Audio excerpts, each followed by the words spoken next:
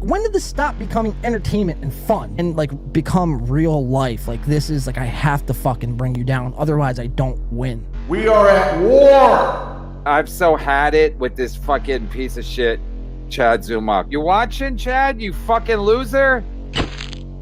Podcasting isn't for everybody. Now everybody fucking wants to kill everybody, hates everybody. Bob's trying to ruin me right now. He's on a mission. You're done in this fucking business, okay?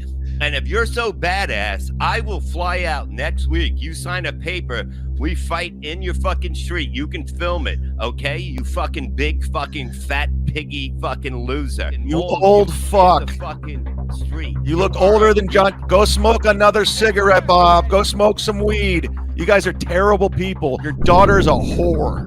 You can't keep her off the fucking pole, Gina. You failed as a parent. The podcast wars are great until they're not, though. Until somebody dies. You know what I mean? And inevitably, that's where this fucking story ends. Shout out to the fucking Win by Two podcast. If you love the drama of this, then you need to watch that. Is that better? Because they make it so dramatic. They said it only ends with someone's demise, like someone kills themselves or someone dies. It's not how it ends. To quote fucking E.E. Cummings, it ends with a whimper, not with a bang. Do you understand? Last night was fucked up. You're putting up a poll about killing yourself? Well, because Bob Levy last week saying... Because what? So you put up a poll? I mean, one thing doesn't make the other one right, Chad. Like, this is real life. Kevin's crazy. He's insane. You know it. You know Yeah, it. but Chad, you're crazy. You don't see that? Blood. Let's do blood. Us as humans, man, we like watching, live car wrecks in real time. We like watching people lose their fucking minds. One ran off as soon as he found out your whore mom was pregnant, and then your stepdad was a meanie, but your mom needed someone to buy food for them. So she's like, yeah, well, you take what you can get. Your brother was run over by a car. My brother co-created the Chappelle Show. That's where you'll go. 9-year-old kid. It's still a win for me. A 9-year-old boy. You can't sue me. It's all very insane shit. It's psychotic behavior. Remember, Fuck you, you Ken, piece of shit. I'm telling the You're truth human garbage. as you You're told human me. garbage. You're human garbage. holiday- You're a terrible Remember, father. you're right next Your door to daughter me. hates your guts. You're going through a separation. I got your wife's you're- all her right? legal shit. guys- You want to go guys toe for gotta toe? This is falling off the goddamn rails. Don't get a gun. That's what I'm saying. Got to. I have to. What is next? What is the next step? What is the end goal to this?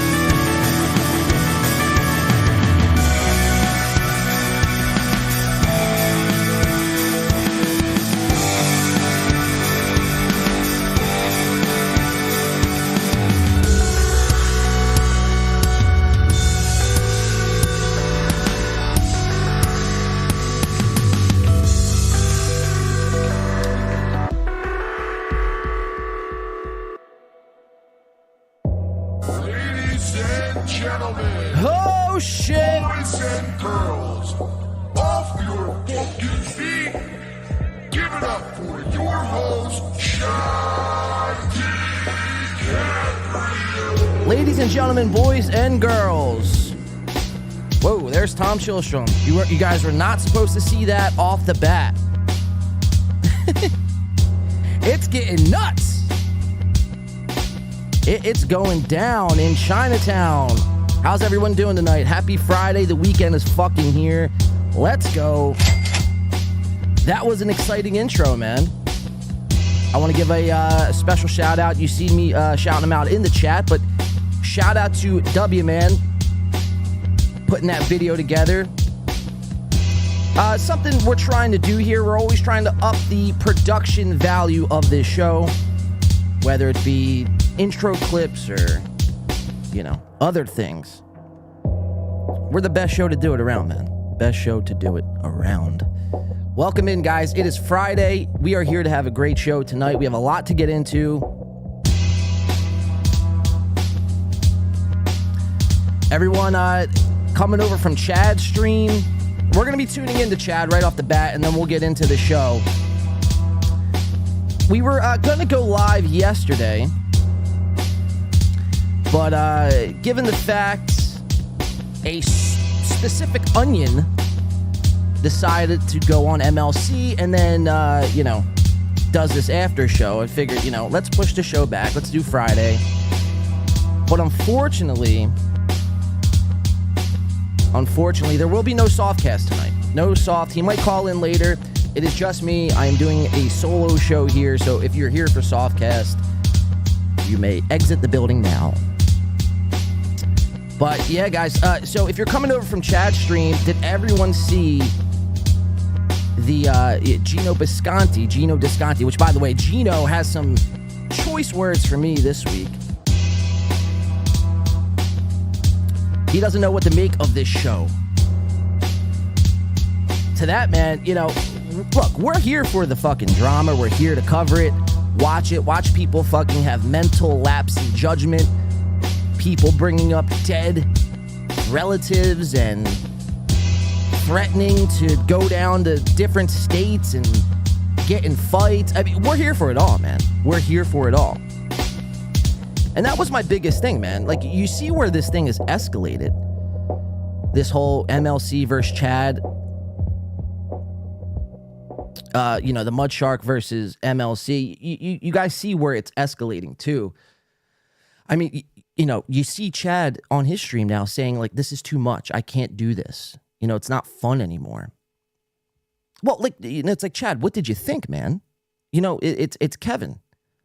And Kevin, what Kevin did, man, is genius. He called checkmate, and he dove into the mud and out-mudded the Mud Shark. Pretty fascinating shit. So last week, if you guys are following along the timeline here, because the way things happen, it's moving at a pace where I can't even keep up half the time. But if you're following along the timeline, the Misery Loves Mud Sharks or whatever the show's called, the Chad streams. Last week, I'd probably give both sides. I wouldn't give any sides a W last week. This week, you move on.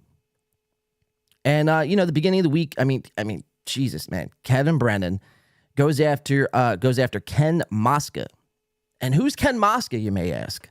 Nobody knows this guy. Apparently, he does Chad's football streams, and, he does live streams with Chad, but this guy works in government. He works, right up the street, really, from me in Margate, New Jersey, or some random place by the shore. So Kevin goes on this whole fucking tirade about Ken Mosca and, really, he got down to the mud, and that made Chad super fucking uncomfortable. We fast forward to yesterday. Patrick goes on MLC to try to play this peacemaker sort of character in this whole thing, which I'm just going to say now, I don't want peace. Let's blow everything up. Let's fucking burn it all to the ground. I won't rest until all these shows stop streaming. Now, obviously, that's a little extreme, right? But it's very entertaining shit. So Patrick goes on, plays this peacemaker sort of deal. We all thought Chad was going to de-escalate the situation. And then we get to today. And now there's clips going around from Gino, which we have that clip, by the way. We're going to play that. I pulled it up right before this show. It's been a crazy Friday. I'm just kind of gathering my thoughts. It's been a long fucking week. But I'm glad we made it to a Friday, and I'm glad everyone's rocking with us tonight. Rock on, everyone. Thanks. Let's catch up with some chats. How's everyone doing? Antoine Cumia says, you have a great sweatshirt game. Thanks, man. Yeah, I'm trying to, keep my sweatshirts, rocking and rolling here, man, because, obviously the summer's coming up. Not going to be wearing sweatshirts throughout the summer. But this past week, it was colder this past week where I live. Colder than any day that we had in the winter. It's very bizarre. But I appreciate that, man. Great. Yeah, I just read that. Backing music still on. My backing music still on.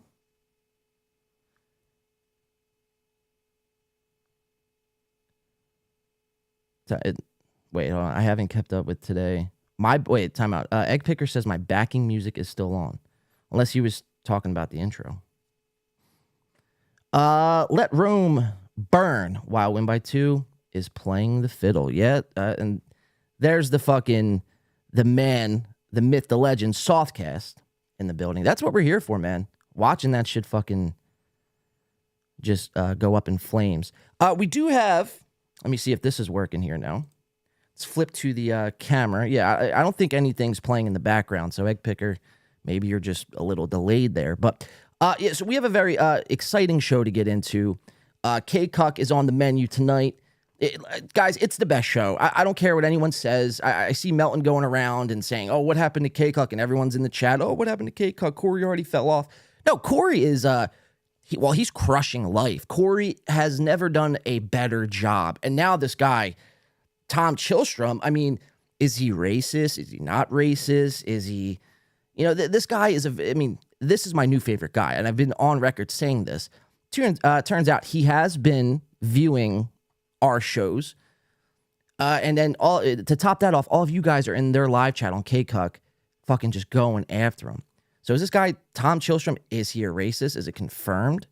I don't know, man. But when you ask him the question of race, he gets very uncomfortable. His face turns redder than his fucking hair, which I thought was impossible, but it turns out it could be done.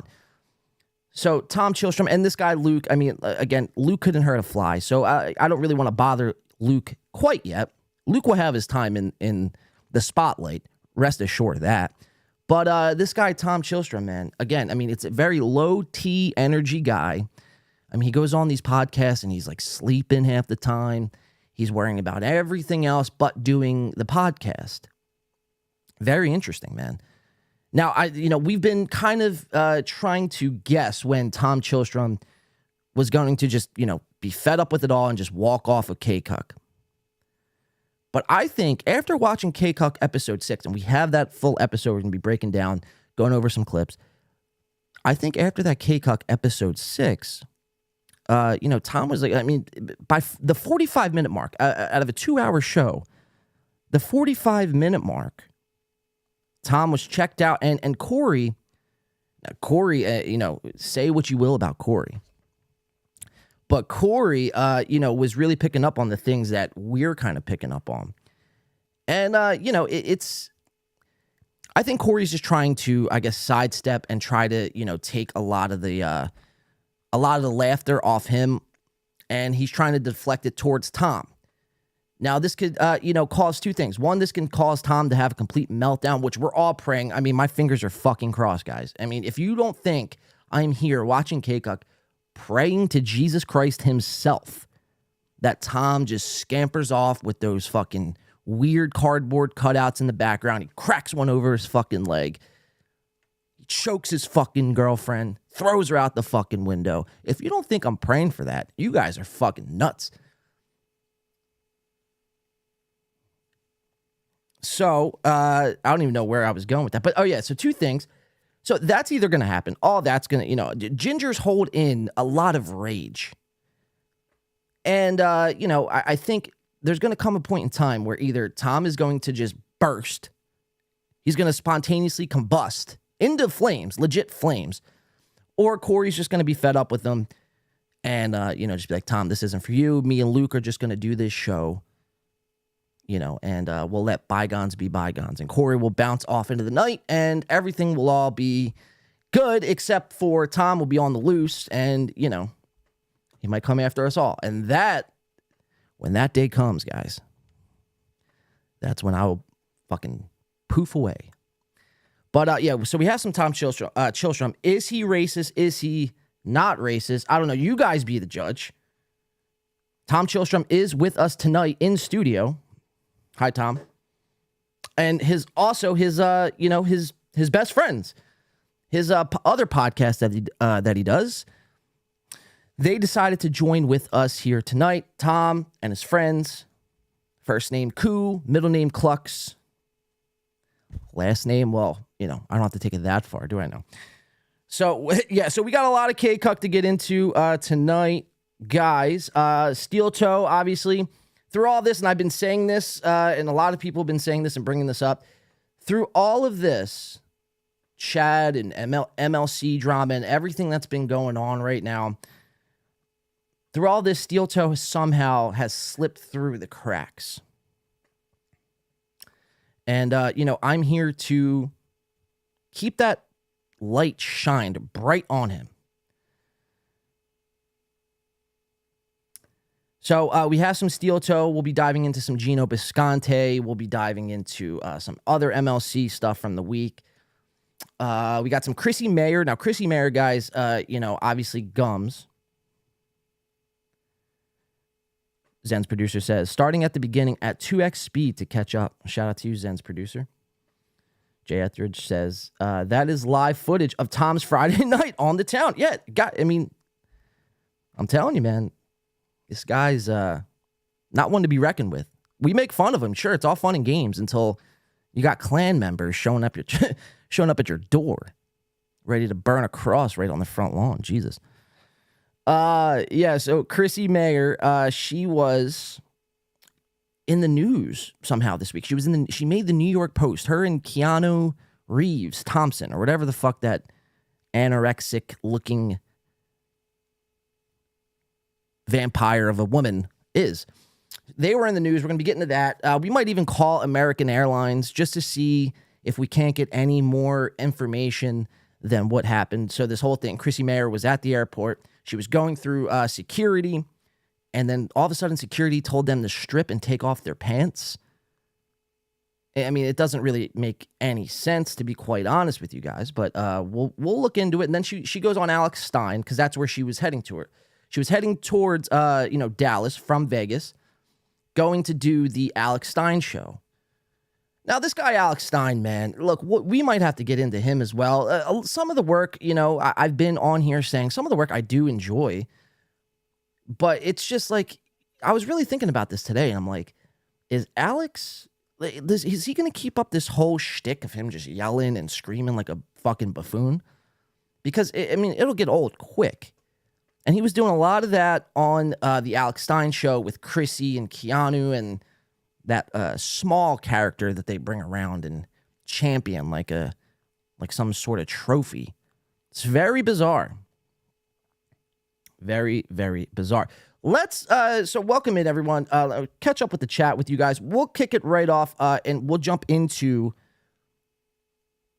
Mudshark Loves Misery with Chad.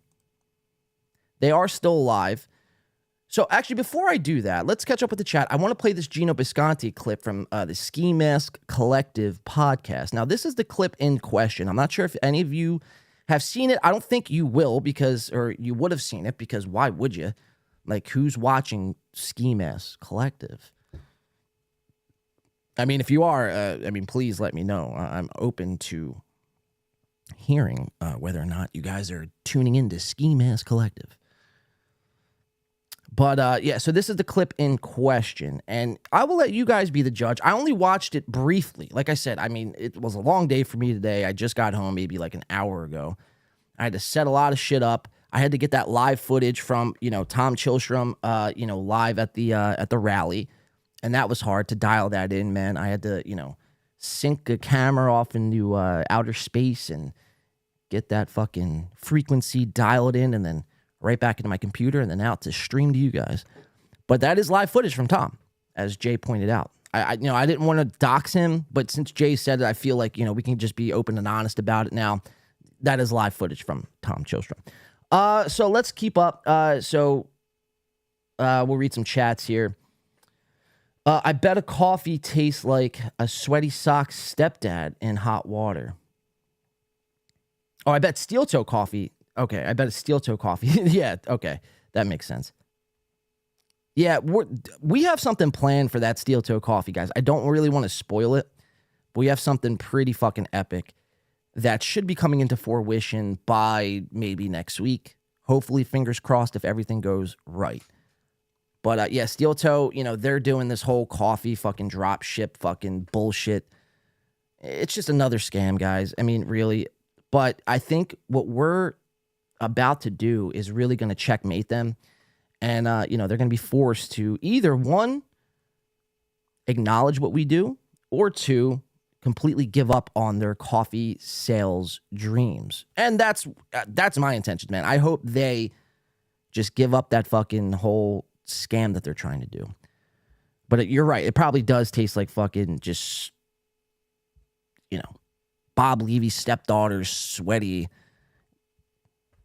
undergarments. Yuck. Chad winning, y'all on crack. I don't know, man. I don't know if Chad's winning, man. Look, I mean, Chad's, famous, for being called the Mud Shark. But after today, he's on stream.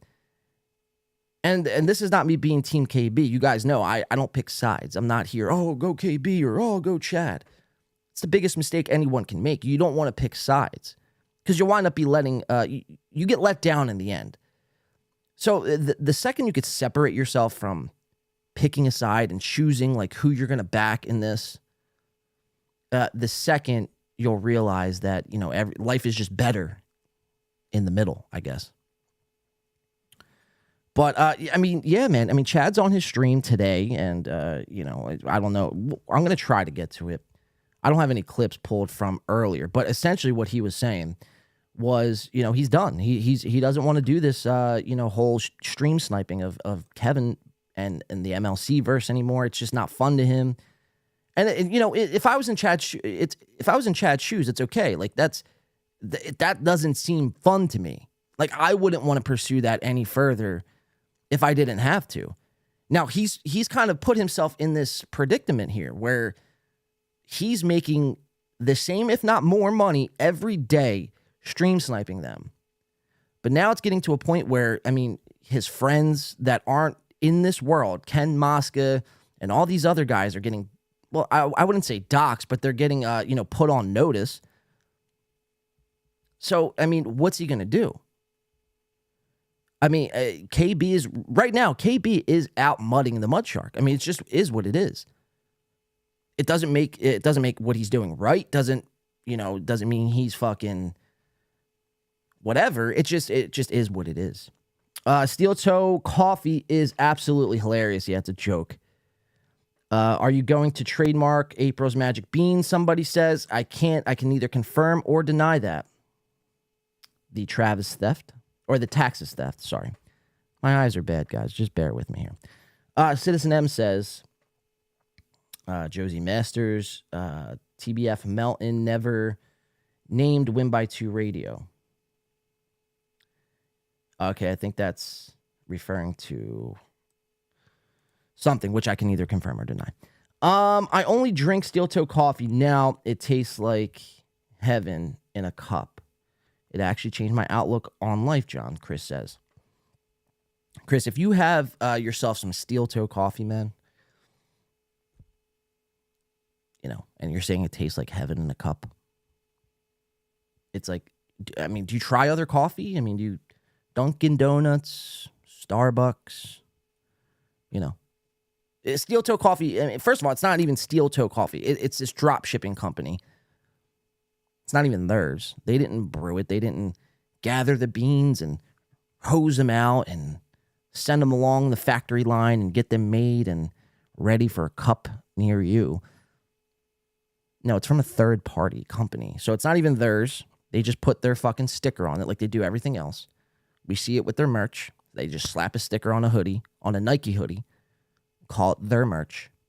I mean, you know, I talk shit on the Mud Shark fucking merch, but Chad, at least it's his own thing. Not saying that, you know, he had anything to do with that, but it's mainly Melton helping him out. But yeah, so, but Steel Toe, I mean, it's just lazy as lazy gets, man. But that's awesome if you do that. Yeah, I mean, really. Steel Toe Coffee, again, tax theft, can't confirm or deny. I mean, maybe, maybe not. I don't know.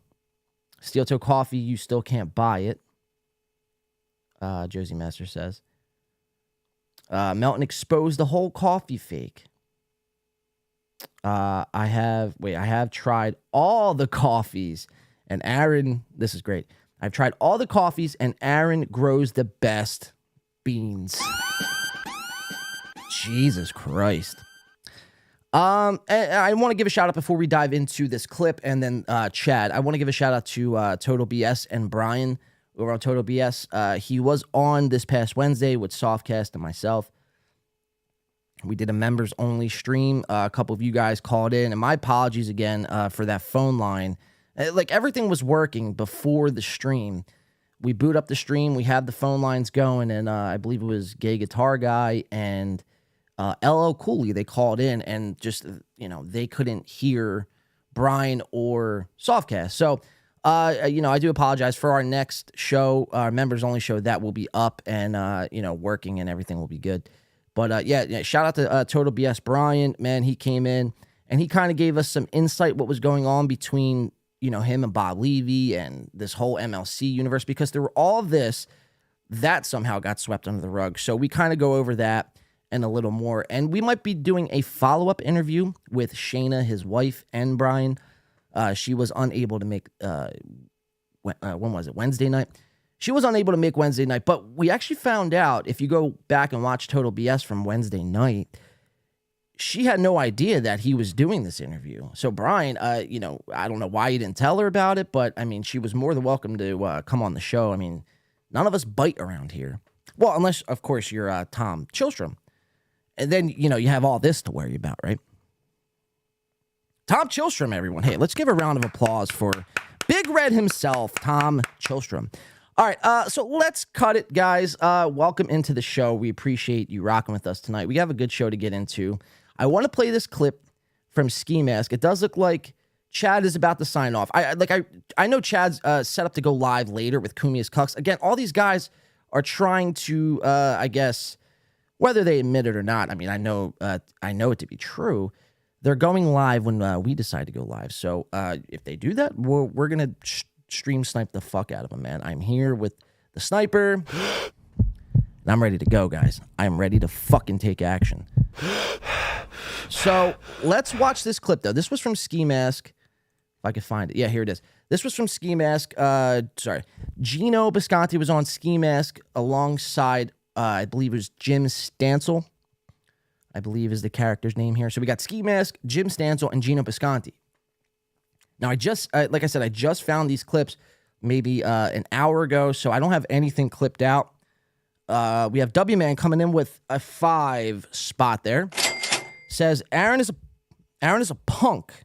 Earlier, Melton showed a clip of Aaron ragging on Opie's dead friends, Carl Ruiz and Vic Henley, who he was really close to.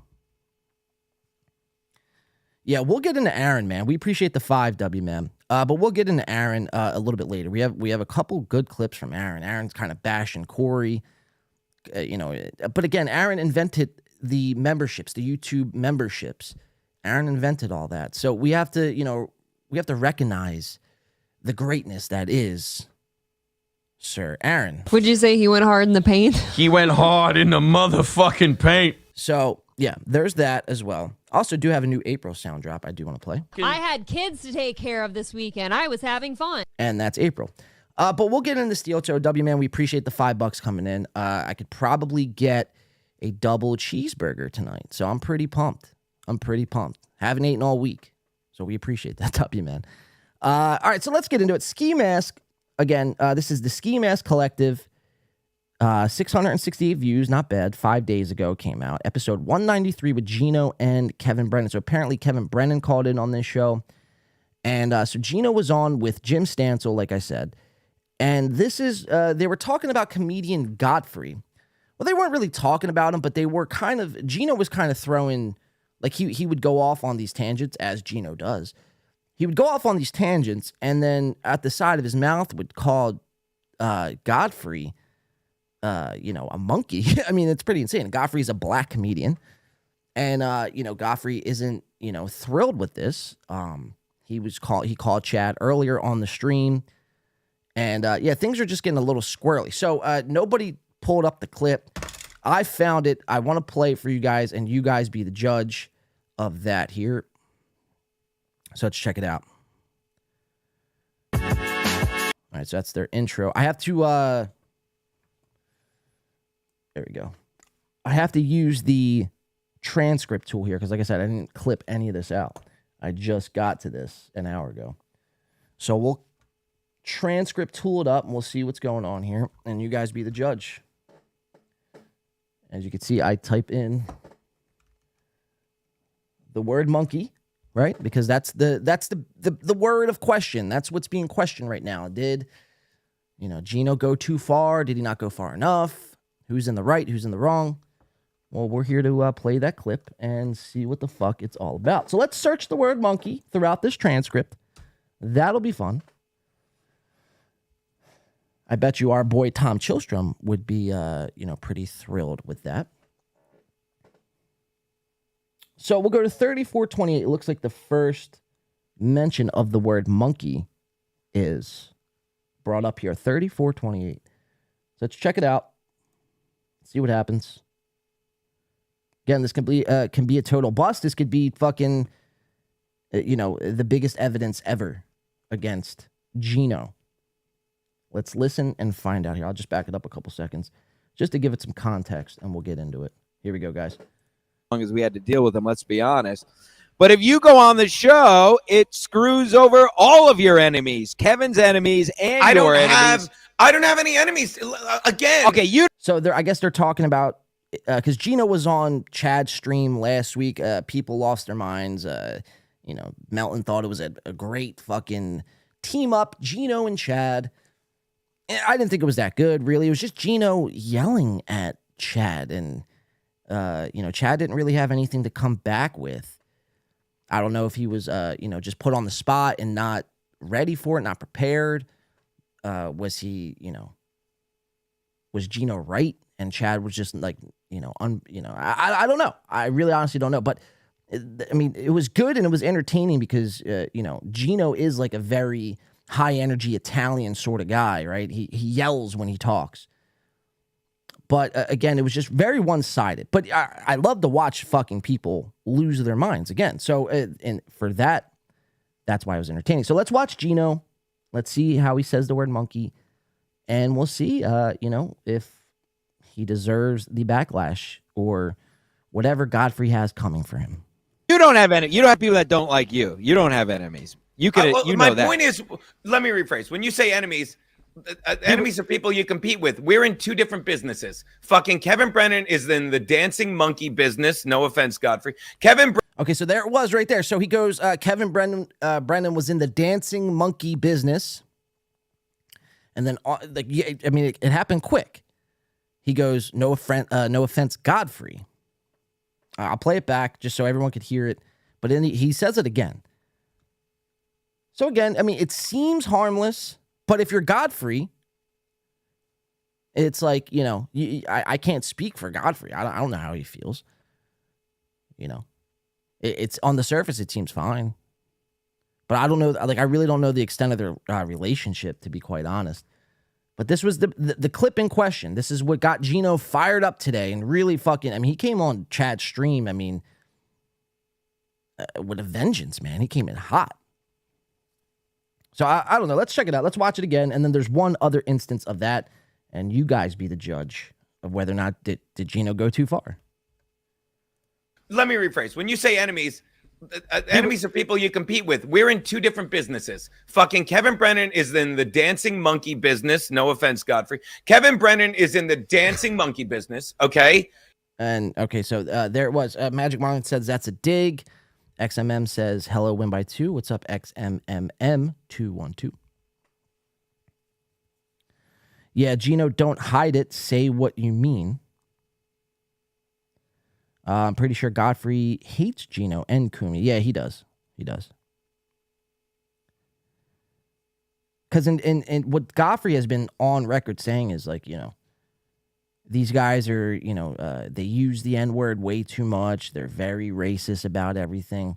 And on one side of things, it's like, look, for comedy, man, if you're going to be making jokes and you have some racist bits in there and you can make it funny, then all should be good.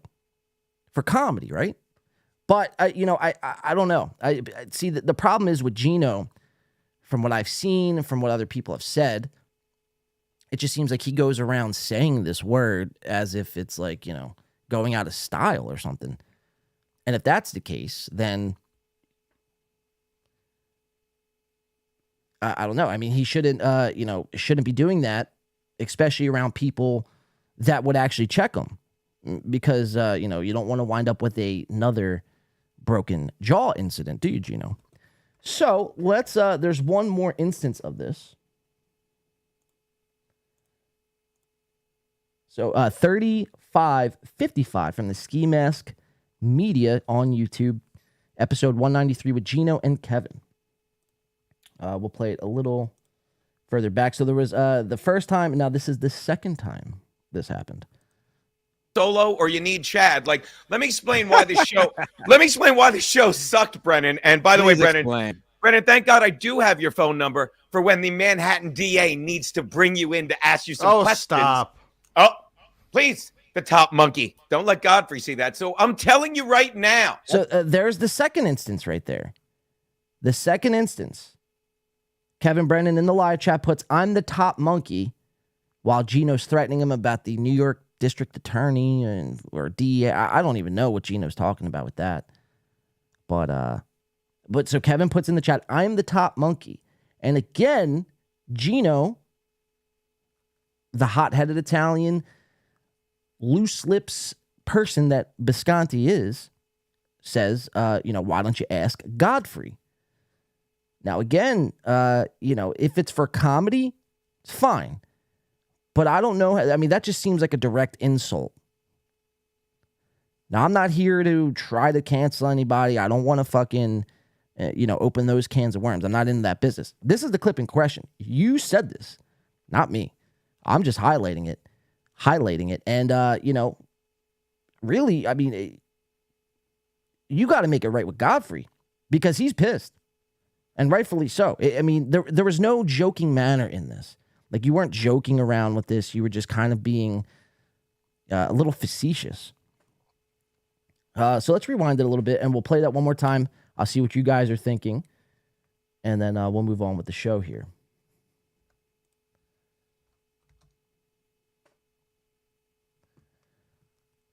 Anytime now, YouTube. Here, I'll just read some chats right now while this is loading. Am I frozen? No. Hold on, give me 1 second here, guys. I got to refresh.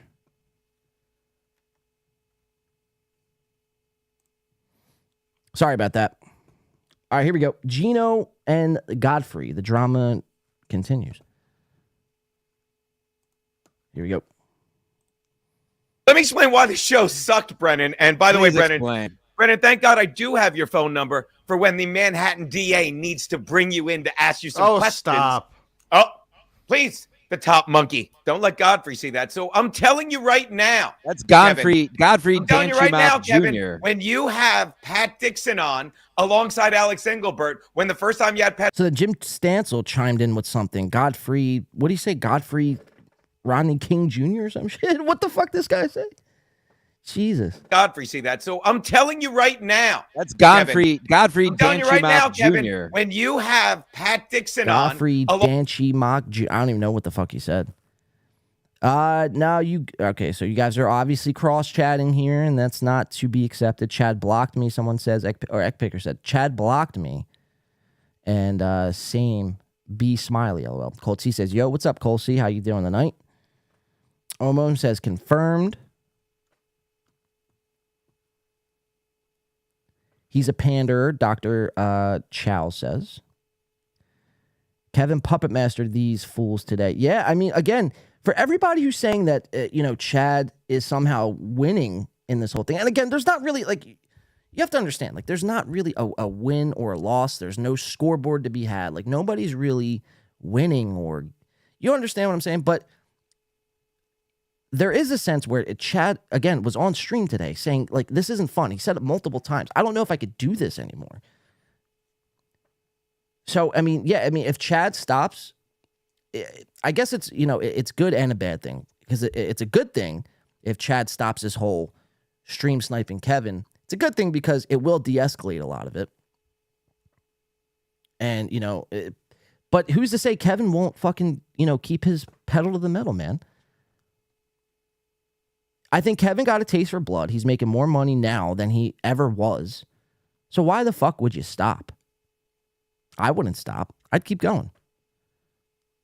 It's like you want to play fucking, stupid games, you win stupid prizes, and that's just what it is, man. Like, Chad didn't think that Kevin would actually go to that length to do what he's been doing this whole past week, man. Does it make it right? I don't know. It's not, some of it's hilarious, don't get me wrong. But some of it's like, all right, man, you're calling up fucking the guy from Pleasantville, New Jersey, Ken Mosca. It's like, what's this guy have to do with anything? I get it. You want to kind of separate all the people that are closest to Chad, his biggest, contributors and all these people. You want to separate those people. And that when we were going after Steel Toe in the beginning, that was my whole big fucking, whether you want to call it a plan or whatever, puppeteering attempt. But you want to get the Steel Toe, you separate, you divide from within, and then you separate. And then you leave Steel Toe out on an island like a fucking fool. And that's what Kevin was doing. But Kevin just really, he put it into high gear, man. He's going after everybody closest to Chad. And Chad doesn't have, maybe Melton, but other than, Patrick Melton, Chad doesn't have anyone right now, man. It's kind of fucking sad to see, honestly. Did you ever think you would be here on a Friday night saying to yourself, the mud shark got mud sharked? So, so back to the Gino clip. Yeah, so Gino, this is the biggest clip in question today. Godfrey was very upset about this. He called Chad and was, pretty much saying, like, if you have Gino on, then, you're no better than them. And nobody could find the clip. Again, these guys do these podcasts, quote unquote podcasts. And it's like, you don't need a producer. You go to the video, you click the fucking transcript button. Very simple. Control F, you could search throughout the fucking video. Boom, you have the video within 5 seconds. Again, I just pulled this up an hour ago. And now we know what the fuck happened. So what do you guys think? What is everyone's opinion here? The Optic Nerve says, mud shart. That's fucking hilarious, man. Hilarious shit. I want to get into a shot, though. Things have been a little nuts this week, to say the least. I'm a fan of man, Omom says. Eggpicker says, it was like boxing match, to be honest. Entertaining, but someone has to tap out eventually for content's sake. Yeah, and plus, too, man, after a while, it just gets so fucking annoying. It's not even annoying. It's not annoying. But after a while, it just gets so repetitive. It's like, it's Groundhog's Day every fucking day. It's, a lot of it is entertaining.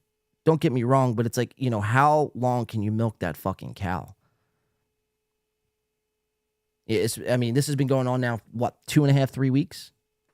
How long is it going to continue? Will Chad fucking continue to stream snipe MLC, or will he back down? See, I don't, all the shit I talk about Chad, I don't see Chad as somebody who would willingly back down. Unless it just got too crazy, like, it has been getting.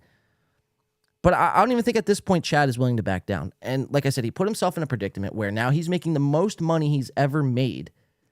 So, we'll see, man. We'll see, I guess. But so what do you guys think? I'm curious to see what you guys' thoughts are on this whole thing. I don't really know any of these guys. Jim Stansel, Ski Mask.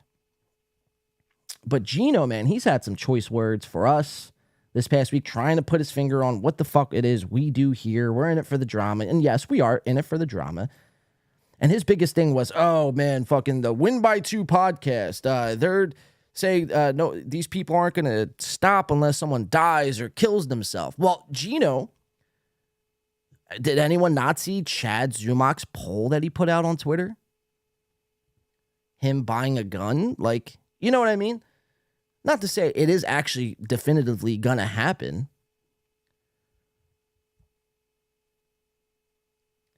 But it's a bigger possibility than it was 2 weeks ago. And at the very least, I definitely think there will be physical altercations somewhere down the line throughout all this. You can't just go to this length and then what? Like, these people are going to see each other again, face to face. So what happens then? Do they just pussy out and just not? You know what I mean? That's insane. You talk all this shit online, then you see each other finally face to face, and you don't at least spit in that person's face? Come on. And if you don't do anything at all, it's just like, then all this shit is just for nothing. But, so that was the Gino clip. Everyone in the chat, cross-talking like usual. Carl laugh, Sam V says. If you're asking me to do the Carl laugh, I will not do the Carl laugh. I can't. I just can't. He's an excited fella, that Carl. Now, I know Softcast is, a Carl fan, which is all fine and good. A lot of people who are these podcast fans. That's all fine and good. My biggest thing with Carl is, you have a show making fun of other podcasts, but you just don't go after Steel Toe or Cumia. I find that to be a little bit of a head scratcher, if you ask me. Softcast, the boss, good to see you, sir. Are you on today? Okay, so, yep, more crosstalk again, guys. We got to knock it off with this fucking crosstalk, or I'm going to get Tom fucking Chillstrom and his members. Don't make me do it, guys. Do not make me do it. Before I get into this shot, though, I just want to give a special thanks and a shout out to our sponsors of today's program, ladies and gentlemen. Yes, we do have sponsors now on the program. So I just want to give a special shout out and salute to our sponsors right after this message. We like it when you listen or watch. KCUK. Find us on the web at kcuk.life or anywhere else your wife's making movies. Long, hard days deserve long, hard D. KCUK. Fucking right. Making that money. Corey Adam had a beard. Corey Adam had a beard. I want to get into a shot, guys. My mouth is extremely parched today. The taxi staff says, I'm cross-talking, nobody's responding. Yeah, commercial break, Jay Etheridge.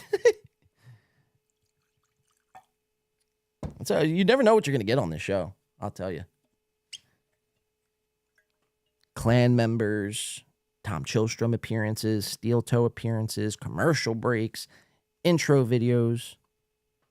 K-Cuck is getting better. Guys. All right, so guys, we have a K-Cuck apologist and egg picker. An egg picker, I'm not trying to single you out here.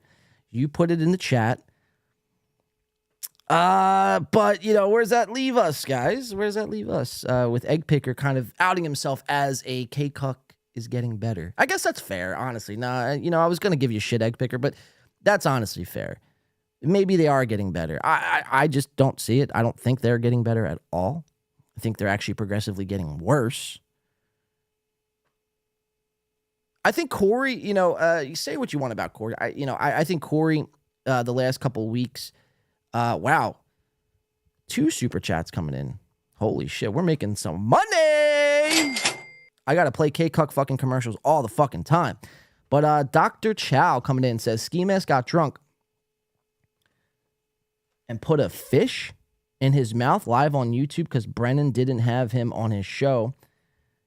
That looked like a fish from where I'm viewing this right now. It looked like a little shrimp fish. But yeah, that is that's a gun. Ladies and gentlemen, so he put that into his mouth. He's a guy to look into. Years of casts with 20 views. Well, we appreciate the $4.99, Dr. Chow. But it's like, I don't know the first thing about Ski Mask. Maybe we will look into it. Maybe we won't. I've had people reach out and say, yeah, man, you want to keep your eye on this guy. But I guess the verdict is still out. I can't knock a guy for having, 20 views. Unless, obviously, you're Corey Adam Comedy. Then we could fucking, make fun of you all the live long day. And then we have another $9.99 coming in from LL Cooley. Says, one sponsor is me. Can you guess who I was on the K-Cuck call? When's that? Last night, I guess? INS last night? Or wait. Can you guess who I was on the K-Cuck call-ins? Yeah, all right. So do you want me to out it? Because I think I know who you were. Because you called in as yourself, LL, and we appreciate the $9.99. Gonna be eating good tonight, guys. Appreciate the Super Chats coming in. But, so back to LL Cooley. I think you were the chair, Corey Adam, or Tom Chilstrom's chair. I think that was one. You called in as yourself as 2. And possibly Corey Adams' dad, or not Corey Adams' dad. I keep saying Corey Adams. Tom Chilstrom's dead father from you were calling Tom from the closet. And we'll get into that. Some of you guys are like, what the fuck are you even talking about? Calling a dead father from the closet? Like, what? We'll get into it. It's fucking great. Sam V, Dr. Chow, and puts the pig emoji right after that. Hey, man, Sam V. I ain't knocking it, man. So, LO, let me know. Who were you? Curious to see. LO Cooley, I was me, Tom's ghost dad, so I got that right, and Tom's sandwich guy. Okay, so I got 2 out of the 3. Dude, those call-ins, man, I mean, they're amazing. If you guys don't watch K-Cuck, again, it sounds insane, but it's really like the best show. It's the best show on the internet. It's better than this show. It's better than Melton's show. It's better than anything that you can consume online. The best, simply. Tom Chilstrom, probably the best podcaster in the world right now, hands down. His dead father would be very proud of him. So, all right, so that was Gino and Ski Mask. I want to get into a shot here. Let's get that off the screen. Getting a little scared here. That guy was wearing sunglasses like me. All right, so let's see where I want to go from here. Okay, so the Mud Shark ended. That's fine. I didn't really want to stream snipe him anyway. I'm trying to get away from the sniping of the streams, man. It's like, let's do something else with this shit. We need more call-ins, Magic Marlin says. This poll is 40-40. That's about as good as it gets. Or no, it's 50-50. Is it not 50-50? Yeah, 50-50. Saltcast says, I love Tom. Yeah. Sam V, I was probably one of the first 50 or so. Tom's chair deserves respect. Yeah, Tom's chair, that call-in had me fucking going. B Smiley says 50-50. That Tom's chair fucking call, man, I mean, Jesus Christ. Because I was watching it. I watched it live on Wednesday night. But I was doing stuff for the show, and I was doing some other shit. And then I was watching it again today, man. I'm driving back from work, and I'm just like, wow. You got Tom's sandwich guy, LL Cooley. You got Tom's father's ghost, dead father's ghost, or the ghost of Tom Chilstrom's dead father. You had Tom's gay lover. You had Tom Chilstrom's seat. You had people just calling in to tell Tom Chilstrom, I was going to call him, Tom Chilstrom, how big of a fucking buffoon he was. So the callers all range but they're all very funny. And if you guys haven't checked it out, Wednesday nights, get into that chat room, cause havoc. It's starting to get to Tom. He's at his breaking point right now. He's either going to walk or Corey's going to fire him, one of the two. And now I have to be careful what I say here because I don't want Corey to blow a gasket and start bouncing everywhere. And he's going to be on the screen telling me this, that, and the third, how big of a fucking, an asshole I am. And he's going to be going after Softcast and bouncing around. But while he's doing all that bouncing, it's like, Corey, where's that splice job? We're still waiting on that splice job. And now it's been damn near a month. I mean, hell, Patrick Melton thinks you're fucking dead. Like, you know what I mean? So, say what you will. But, we're all waiting for that splice job. Sandwich Guy was good stuff. Yeah, that was hilarious. Hilarious shit. Antoine Cumia. I feel for Chad now. The Ken Mosca and 9-year-old brother is where I draw the line, Antoine Cumia says. Yeah, man, it's starting to get like to the point where it's like, Jesus Christ, how much further could KB take this? The answer is he's not done, guys. He's not done. Like somebody's, I forget who put it, maybe Egg Picker or somebody put it in the chat earlier. It's like a boxing match. It's not going to stop until somebody fucking taps out. And even then, it's probably, going to have some legs. But, yeah, we'll see, man. We'll see. It's very interesting. It's very entertaining. It's very repetitive. Two things can be true at once, though. It can be repetitive shit while simultaneously be entertaining. Yeah, the 9-year-old brother thing was horrible, to be honest. Steel Toe thinks he's dead too. Aaron said again that Corey doesn't text him back and he doesn't stream on YouTube. Yeah, so so Aaron thinks Corey is dead. And now we have this this rift going back and forth between Aaron and Corey. Apparently, so like 2 weeks ago, Corey was supposed to be on Steel Toe show. Aaron apparently texted Corey. Corey never saw it. Then claims that, Aaron never texted him, and then says that he dropped his phone in a pool. It wasn't Bob Levy's pool, I could tell you that much. But it was a pool of sorts. And now it's this weird thing where Aaron is starting to trash Corey. Aaron is starting to go bad on Corey. And that's like what I was trying to get to when we had Corey on both times. Was like, it's a matter of time. Everybody turns on everybody. That's just what it is. So you have to turn Corey, or at least like talk shit on Aaron before he does. Now, Aaron's gonna claim he's just like, this saint of a guy. He does no wrong. He does a fun fucking show. This has been a very fun show. Very fun show. Very fun week. But in reality, man, it's like he will jump at the fact, at the opportunity, rather. He will jump at the opportunity to talk shit and to kind of, boast his own ego to make himself feel better. And now that he's on this fucking Steel Toe Morning Coffee, man, zooming around his fucking little Minnesota bi-level house, who knows if anyone's safe anymore. So, yeah, Corey, it's just like, you got to go after him, Corey. And not for nothing else. If for nothing else, it would just make for good fucking entertainment and podcasting. But again, don't fucking shoot me, man. I'm fucking just here telling you what I want to see. And, a lot of other people here, too, are saying the same thing. So don't listen to us, man. Just keep doing your K-Cuck because obviously it's working. It's the best show ever. So, all right, let's move on here. I want to take a shot. I have some a Rot Gut live video from the Trocadero. Let's just play this. I want to have some music going on while I take a shot. I just don't want to take a shot in silence. So let's watch Anthony Cumia. We watched Rot Gut 2 weeks ago, and a couple people were talking about this, because Rot Gut, they thought they could just post these videos and nobody would ever watch them again. So we watched the O.J. Simpson Rot Gut Anthony Cumia blackface Rot Gut video. We watched that 2 weeks ago or so. Now, this is a live video from the Trocadero. My mic just fucking does not want to stay up here. You buy a fucking $127 mic stand for it just to do this. Well, that's actually not bad.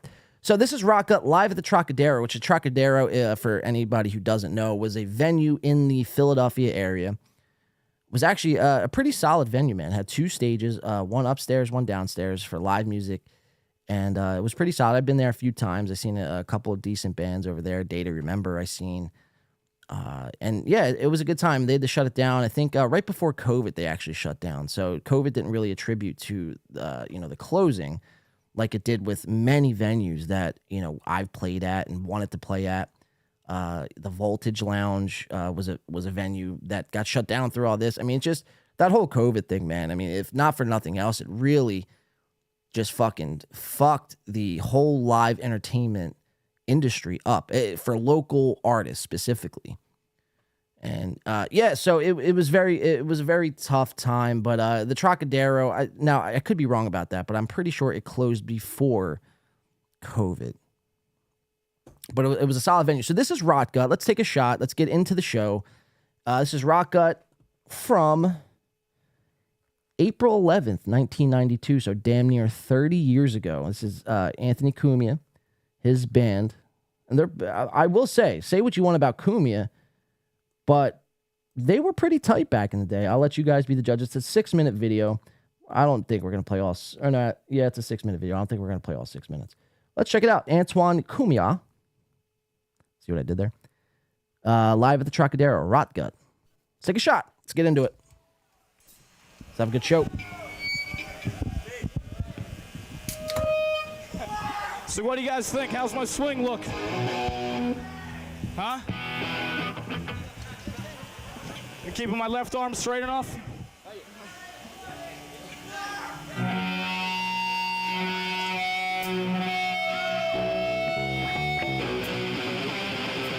Cheers, everyone.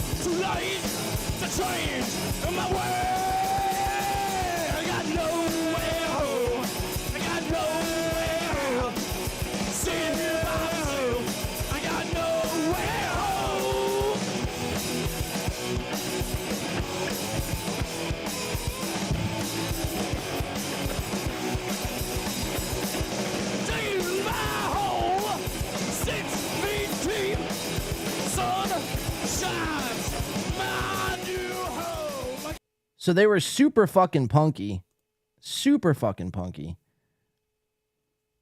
And I'm pretty sure we have Cumia right here. Pretty sure this is the guy. I mean, you really can't make it out whether it is him or not. But he was the vocalist, if I'm not mistaken, of this this great band of the decade, of the century, Rot Gut. Wow, somebody says, Brian, game over, Antoine Cumia says. Wow, his channel's gone. Whose channel's gone? Who lost their channel? B Smiley. This music slaps. Yeah, it's not bad. Here, I'll keep playing. I'll just lower it.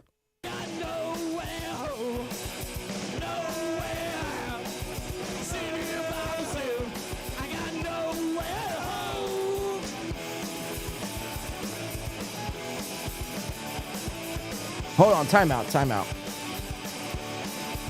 Breaking news on the show here. Let's cut away from Rock Gut. Sorry, not that sound drop. We have breaking news. So apparently Jake, the hemorrhoid finger licking good, Jake Hudson lost his YouTube channel. Is that true? That would be very sad, man. Look, Opie rate. It's all Opie, steel toe. Jake Hudson explains his Patreon, but that looks like from El Horrible. Definitely not Jake Hudson. It looks like, yeah, I'm here to inform everybody here. And actually, it was the chat. I'm just here relaying the message. Jake Hudson's Twitter is gone. Or his YouTube is gone.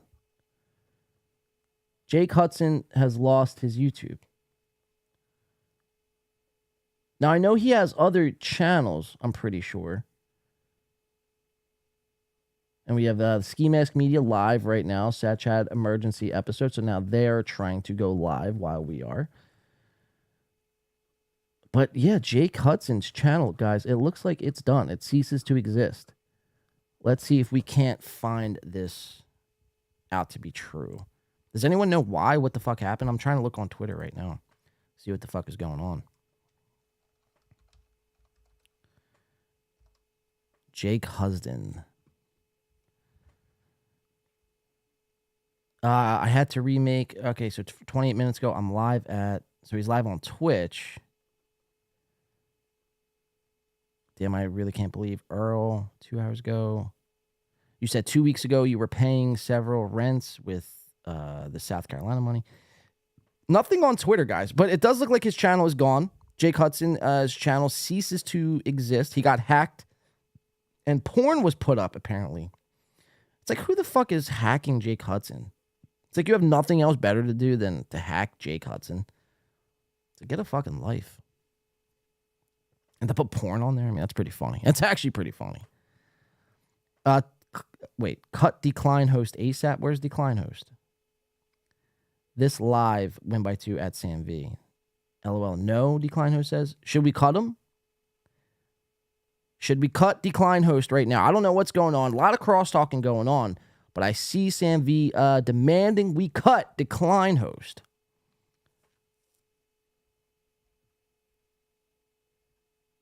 Justice for Jake. Yes, justice for Jake, guys. Spread it around. All right, so we're gonna this is the first time in this channel's history where we're gonna ban somebody here, and that's gonna be decline host on the request of Sam V. So decline host, say goodbye, my friend. You're gone. I had kids to take care of this weekend. I was having fun. I'm just kidding. No one's being banned around here. Just no, yeah, Chris, exactly. No crosstalk, guys. No, somebody says, yeah, we're not banning anyone around here, guys. Unless, of course, you're decline host, which I'm going to. No, I'm just kidding. So yeah, Jake Hudson or Husden, Jake Husden. Everyone calls him Jake Hudson, but it's spelled Husdon, Jake Husden. Like husband, but Husden. So Jake Hudson is gone. YouTube is gone. Apparently got hacked, and porn was put on his. See, I can't tell if you guys are fucking, joking around or not half the time. Like, yeah, his channel got hacked and porn was put on there, so they yanked him. It's like he probably got on there and was playing the Godfrey clip, and he flew a little close to the sun. He Icarist. You get my point. He flew close to the sun. But yeah, so that is breaking news. Jake Hudson, bye-bye, man. Call in and lubricate that finger. All right, so let's read some chats here. I'm gonna end this poll. It looks like I'll keep it up actually, because every time I look away and then come back, the poll it sways in the other direction. So first it was a dead split, then it went to Chad.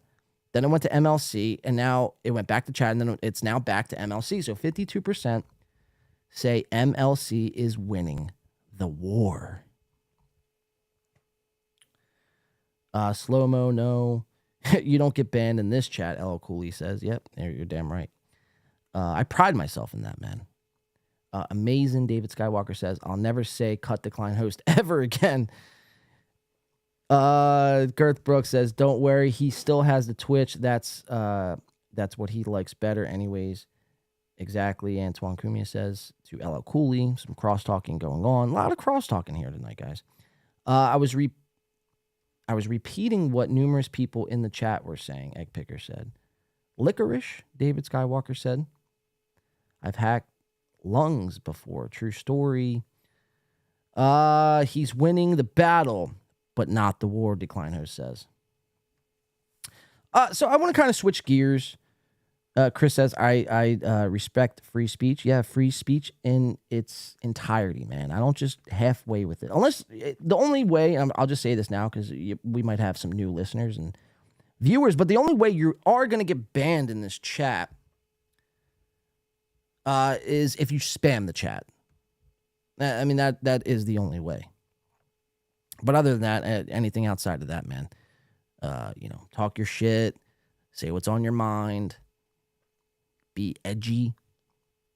Tom Chilstrom would approve, of course. Tom, how's it going, Tom?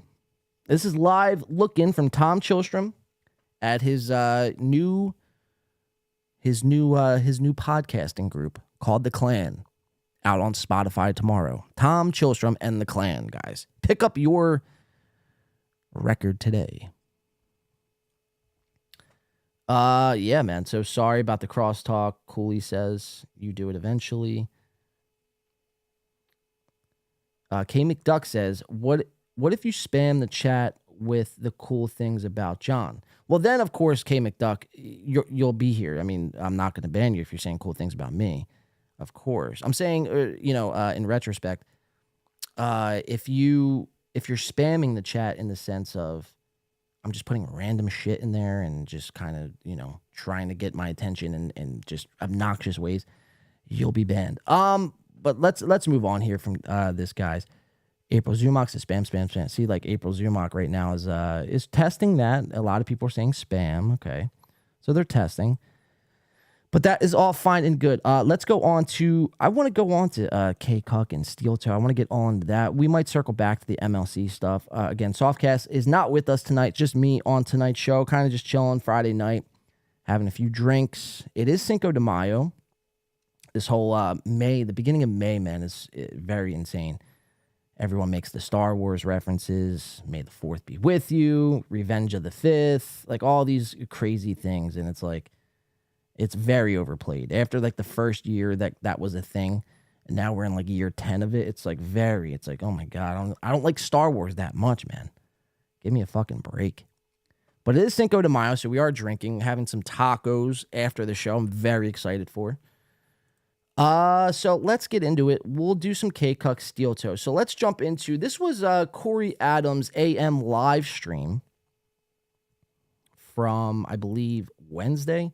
So this is before he goes live on K-Cuck. He did his own little stream. And Corey thinks he has this whole YouTube thing down where he can proceed to give others advice on how to run their channels and how to run the YouTube side of things. And it's like, Corey, man, you're not even monetized, man. So what are you doing giving advice? That'd be like taking advice from a homeless person who has they don't even have 2 nickels to rub together. That's what I was trying to say.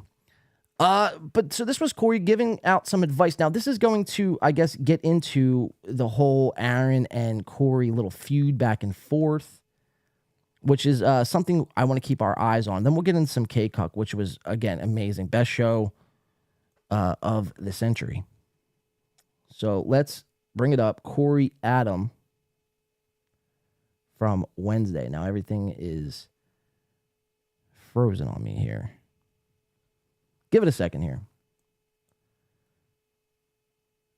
Corey's face with his background. Obviously, he's got his background, his moving backgrounds, moving images, crushing it, not talking into the mic as usual. All right, there we go. Sorry, 2 things we're trying to load at once there. I have to fix that. I'll fix that for next show.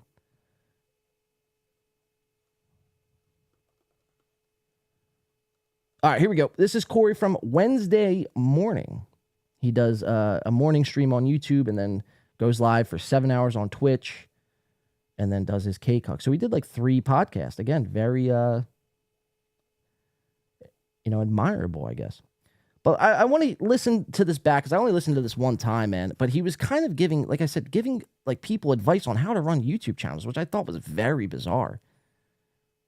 It's like, Corey, worry about your YouTube channel and getting monetized before you start giving us life lessons on, the way to run channels. Let's watch it. Corey Adam. Fucking ridiculous, man.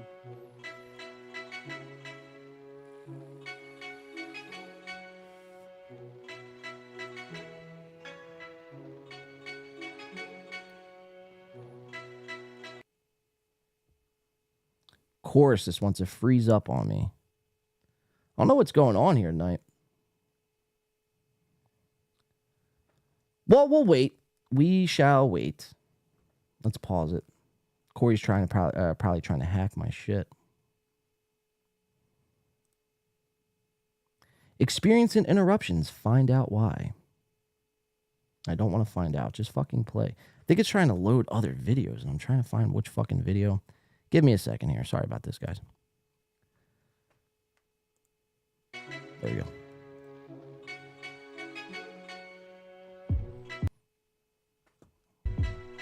I don't know why the fuck it's doing this.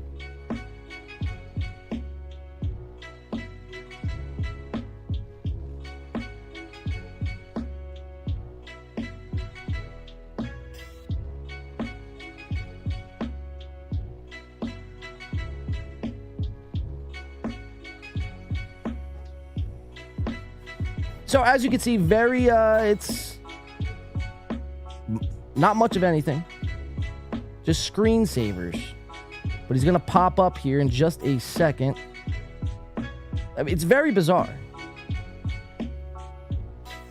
And he's going to proceed to give us advice on how to run our channels. So let's watch. Let's listen. The thing is, the Chad thing can't last, so Levy is going to have to deal with the fact that KB and Shuli Network feud is coming up. It does kind of seem like it's a precursor to the Shuli and KB feud, right? Downward spiral ahead for sure. Kevin has nothing without Chad. Kevin must say Chad or he has no show. So Chad kind of controls Custodian Kevin's show. I mean, I guess. The Levy-Brennan feud will happen by the end of this year. I was at the booking meeting. Oh, yeah? How do we think that goes down? Does KB just like double cross Bob, or how does that work? So he's getting into all the MLC drama. Does Bob gets sick of him talking all that shit about Shuli? Very interesting. Covering it like a true journalist. With these parachuters in the background just flying around like aimlessly. I mean, this is something you would put on before bed, man. Like, I would turn this on, fucking, and just conk out to. Very relaxing music. Nice screensaver in the back. Well, I mean, Chad already cut away like 300 of his viewers, right? I mean, that's the thing that I noticed the most about these podcast wars, right? So here we go. Hold on, let me get this down just a little bit so we can actually have... It's a little too much. Just want a nice background flow to it. There we go. Because then we can still do... That's for me. A squirt. Do you have a disability? Still one of my favorite drops ever is Jake asking Soft Weekly. R.I.P. Jake, man. Pretty great. Asking Softcast about his Let's be real. disability. How long That's can pretty Kevin funny. say the name Chad over and over again and retain his interesting? Yeah, I don't know. It's interesting because Kevin is a guy who has survived through a bunch of what should be career-ending events, right? Like he walked out on Cumia. He was in the 500s yesterday? That's crazy. Wait, Chad was or MLC was? Kevin's never been in the 500s, by the way. It'll come to a point where KB is going to make Bob pick a side. I don't think that's going to happen, Staska. I feel like KB knows that he can't do that to Bob, because if he loses Bob, he loses a lot of his audience. I mean, think about this. How many people are there just to like He'll get into it. He's Bob, just breaking right? down the MLC. It's just drama creepy to watch a man, Kevin, get so emotional about another man, Chad. Mentally ill. Corey, you never got emotional about other men. Yeah, I just don't. That's not what I do. Let everybody say whatever they want. I mean, I look. So that was one thing right there. He says he never got emotional about other men, which I find that to be a little misleading. It's not like he was on this show bouncing around doing his damnedest to try to put out the fires that me and Softcast were talking, which wasn't even that insane, man. We were just critiquing the first K-Cuck episode. And he came on, and then it proceeded to lead over and, trickle over into Melton. And how Melton is, they started, well, it was Corey having a feud with Patrick because of what Patrick was saying. So Corey, again, just saying he doesn't care about what people think. And that's always been my biggest thing with Corey. It's just like, it's fine, dude. It's like, you're doing streams, you're on social media. It's like, you don't just do it if you, to say you don't care is very disingenuous. There's part of you that does care what people think. You're trying to grow an audience. You care about if that audience thinks you're good or not, right? So, so I just want to play a little bit, maybe like another minute or so of this, and then we'll get into some Steel Toe and how Steel Toe is now, sending out this, smoke signal, the, whatever. I can't even think. What the fuck is the word I'm looking for? I can't even think right now. But he's sending out the signal, the bat signal, for lack of a better term, to Corey, saying, Corey, where the fuck are you, man? Haven't seen you. What I've said. It's like, have you checked fucking Corey Adam on Patreon, Aaron? You fucking piece of shit. Entire time. I called everybody out. I invited them over to talk shit to my face. The moment that they didn't, they're cowards to me, and I don't care, right? You can say whatever you want on another channel when you're not face to face with a grown man. That's fine. But when a grown man says, say it to my face, and you don't, that's all it is, man. And that's what a lot of this is. A lot of this is just a bunch of people talking a lot of shit publicly that they're just not willing to say to people's faces. It's kind of gross, actually. So I think he was talking about Melton and Softcast, I think. Bob's criminal record's scary. Oh, yeah. I mean, Bob almost beat the fuck out of Howard Stern, dude. Bob is not to be trifled with. Yeah, KB is an insane person, for sure. He's very funny, though. Balls deep with the Lemmy bubbles. Was it a lot of bubbles today? Was it Lemmy that rated me? I'm on the dual stream, so I can't see who rated me. I assume it's Lemmy. Is her bubble stream over?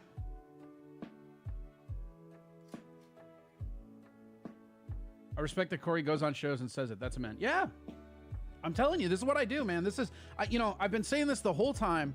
You people will come around to me or you won't. And I don't give a fuck either way.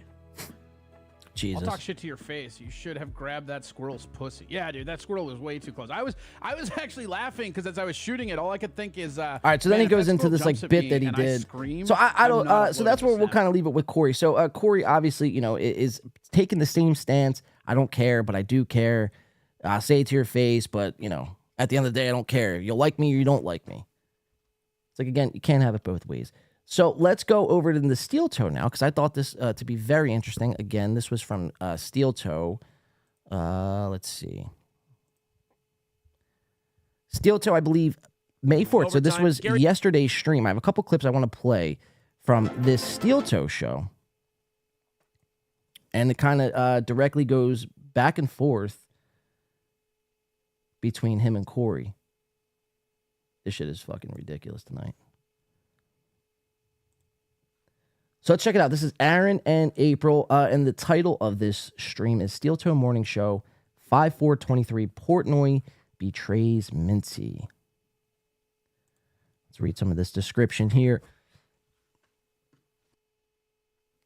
It's a show full of betrayal and hope. We have to talk about Dave Portnoy trying to play pirate, only to learn that he is actually a house puppy. So he's calling out Dave Portnoy, Aaron is, in this episode. We talk about the Tucker Carlson leaks and how they really just make Tucker look even cooler. A man gets too close to his horse. A Taco Bell worker may just be a zombie. Fed raises rates. The IRS is aiming, blah, blah, blah, blah. So in this show, I guess he was calling out Dave Portnoy. That's insane. Like, you're really going to sit here with a straight face and call out Dave Portnoy? Like, if Dave Portnoy would never would respond to you. Like, I mean, so that's just crazy. It's like if I was trying to call out, Michael Jordan. You know what I mean? It's like he would never.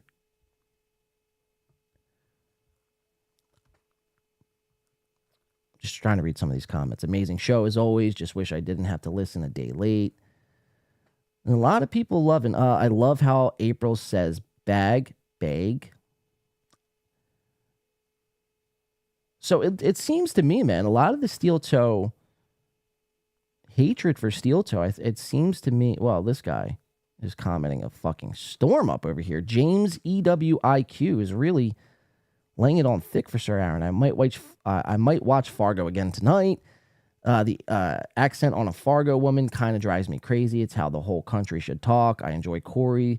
Conspiracy theory. Like, this guy, James, here is going through the whole show, and like every 10 minutes is like leaving a comment. Pills or not, still heroin based. Like, this guy, oh my God, dude. And Aaron likes all of them. Likes them all. James EWIQ again. Now, every time I comment, I hear your Kevin Brennan impression in my head, and I kind of don't want to comment. Aaron thinks his Kevin Brennan impression is the best. This James EW1IQ says Corey is a liar. So now people are starting to turn on Corey that are Steel Toe fans. So this is all going to come to a head. Aaron versus Corey. This will happen. She's a lovely woman, except that left arm. Shh. So this guy, I mean, this is the definition of a stage 5 clinger, a stalker. This guy, James EWIQ, or James EW1IQ. So if you guys see him in the chat, beware, be very afraid. He will probably stalk you down and do some very insane shit. So we'll watch this intro here. So Mersh has actually been commenting on this steel toe. He's been going in when Aaron goes live, and he'll comment, he'll throw some super chats around, and say what you want about Mersh, man. My biggest thing with Mersh is his whole cat channel, and that's kind of really all I know really from Mersh. I haven't really extensively looked into Mersh all that much. I just know that he has a whole YouTube channel dedicated to cats, which is very bizarre. I mean, it doesn't matter which way you chop it up. It's just very insane. Even if I was a dog, like I am a dog person, but I would never dedicate a whole YouTube channel to, dogs. Softcast says, I miss Soft Weekly for the $2. Softcast, you make it up, man. You make it up in the live chat. We appreciate the $2. I'm going to be eating very well tonight, guys. Probably even getting a new peach ice elf bar, which is very exciting. This is the same peach elf bar from 2 weeks ago. Time to get a new one, and it's all thanks to you guys, so we appreciate that. Soft, again, you want to Skype in anytime, definitely feel free to. Yeah, I don't think Sanvi says send Softcast the link ASAP. I don't think I can. It's not that simple. He's not around to be receiving a link. Dr. Chow says, yes, Mersh coverage. So it sort of is Mersh coverage and isn't at the same time, in the sense that, so Mersh is in this chat when Steel Toe starts this show up here, and he's done this now twice. And I like this about Mersh. This is what I do like about Mersh, is he was on a stream, I think last week or earlier on this week. I forget exactly what day it was, but he was on stream kind of breaking down this whole Cumia thing and how Cumia was, messaging underage girls and sending underage girls fucking laptops. And he got catfished by this 44-year-old man impersonating a, 14-year-old girl. And that, one of the biggest reasons why I started very disliking Steel Toe in the first place was he didn't have one bad thing to say about Cumia. Like, if you're trying to get on Compound and whatever, that's fine. But if you don't have one bad thing, that's my biggest gripe with Gino. It's like, you don't have one bad thing to say about this guy. It doesn't even necessarily have to be a bad thing. Just everything out of your mouth is like you're just sucking his nuts. It's very insane. So that was one of my biggest things when it came to Steel Toe. It was that and his set and the begging. Those are the three things that I was like, yo, this guy is a clown. He's a clown. Aaron Emholt is a clown. But the one thing I liked about Mersh is now Mersh is, I guess, circling back to this Cumia thing and is calling it out. And now he goes into Aaron Emholt's chat and proceeds to super chat him things about Anthony Cumia. Cumia sent... We'll play the clip. It's very interesting. And Aaron doesn't really know what to do with it. Aaron just is very awkward about it, doesn't know if he should address it head on, because he likes Mersh and he likes Cumia. Well, he loves Cumia and he likes Mersh. Let's put it that way. If Cumia showed up to Aaron's house tonight and was like, I need a place to stay, also, will you let me have some downtime with your wife? Aaron'd be like, sure, take her. I didn't even love her anyway. You know what I mean? So Mersh, what he did, I found very, very funny, because he put Aaron in a weird spot. Put him in a very, very weird spot. He didn't know whether or not to shut Mersh down or to talk shit on Cumia, and he kind of cucked out. Now, Mersh did this 3 times. I have 2 of the clips we'll play, but you'll get the idea here. So let's jump over to it. Let me go to the old notes here. So this was Steel Toe, May the 4th. So we'll go to 949, and this is where Mersh first sends in a super chat. Let's check it out. Oh, yeah, I forgot about that. Oh, God. Here he comes. Mersh. Hey, it's me, Mersh. I will read all of these as long as you don't later publicly accuse me of banning terms in my chat. I awoke the Kraken by saying Mersh gets drunk and yells at people. I thought that was a compliment. You're in a very oceany mood today. Kraken, pirates, yeah, ships with rims. I miss the water. It's been frozen here for months. I could go for some water. My sunburn's keeping me warm today. The Bad Luck Boys with $5. I get drunk She's and yell so at people. dumb. But this is Mersh, super chat. Did you know that in 2012, Anthony Cumia once got catfished by someone he thought was a 14-year-old girl named Alyssa? Thank you, Mersh. Look at April. Look at April. Appreciate it. Catch the Steel Toe Show, all three or four episodes on Compound Media. CompoundMedia.com. Wow. So he cucks it right up to So Mersh just said, did you know Cumia back in 2014 was messaging a 14-year-old chick and sent her a laptop or whatever the fuck he said on that super chat. Something about an underage girl. And Aaron still plugs Compound Media. That would be like if you plugged, something Jeffrey Epstein did. You know what I mean? All these years later. Or, it's just insane behavior from Aaron. Like, he can't, again, this is one of the biggest things I found to be extremely repulsive when it came to this guy, Aaron Hemholt, is that he didn't have one bad thing to say. Or just not even, like, again, not a bad thing, but just not anything that was causing him to raise an eyebrow to Cumia. Everything that came out of his mouth was pro Anthony. It's very strange. Very, very strange. And it's like, he's not even getting paid to do these specials. Aaron doesn't get a fucking dime. So it's like, why are you doing all this cucking? And that leads me to believe that you're offering your wife, April, to Cumia one day in hopes that you could get a co-hosting gig with Sir Anthony. But you see April's face throughout this whole thing. I mean, her face speaks volumes to how she's, feeling in real time.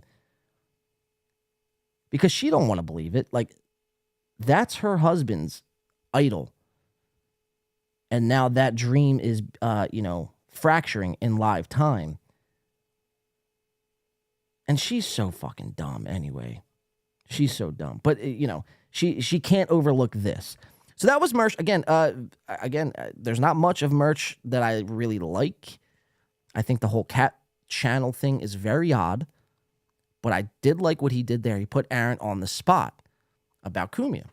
So that was very interesting. Oh, he does it again. Again, he does it 3 times. But this is 1450. And Aaron's going to get a little bit more uncomfortable when Mersh sends in another super chat. So let's check it out. 1450.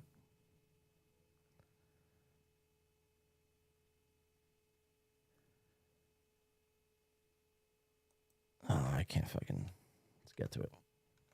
All right, 1450. Here we go.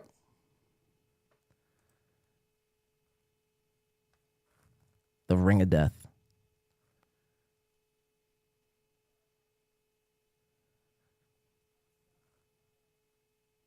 Of course. Well, we'll wait on you, YouTube. It's not like we're doing a show or anything. It's not like I have people here just hanging out. Oh, we're on your time. We're on your dime, fucking YouTube. Pieces of shit, man.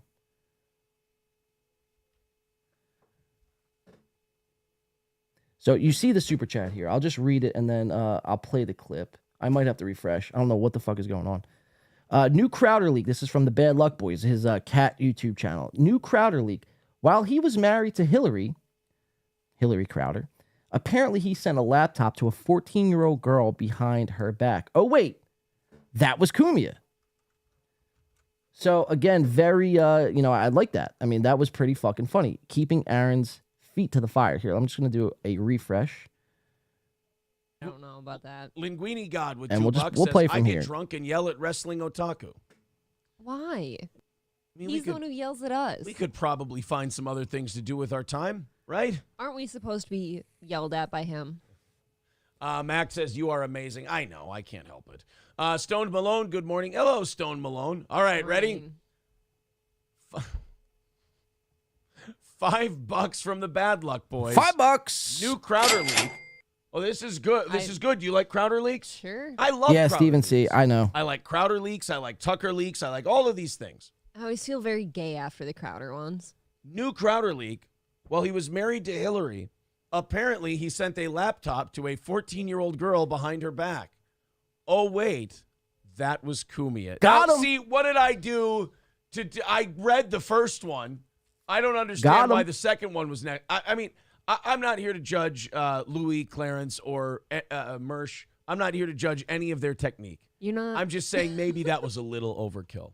Tiny bit. A but little overkill. You'll still take their money, right? Oh, that could have been Meow Mix. Absolutely. I'm a whore.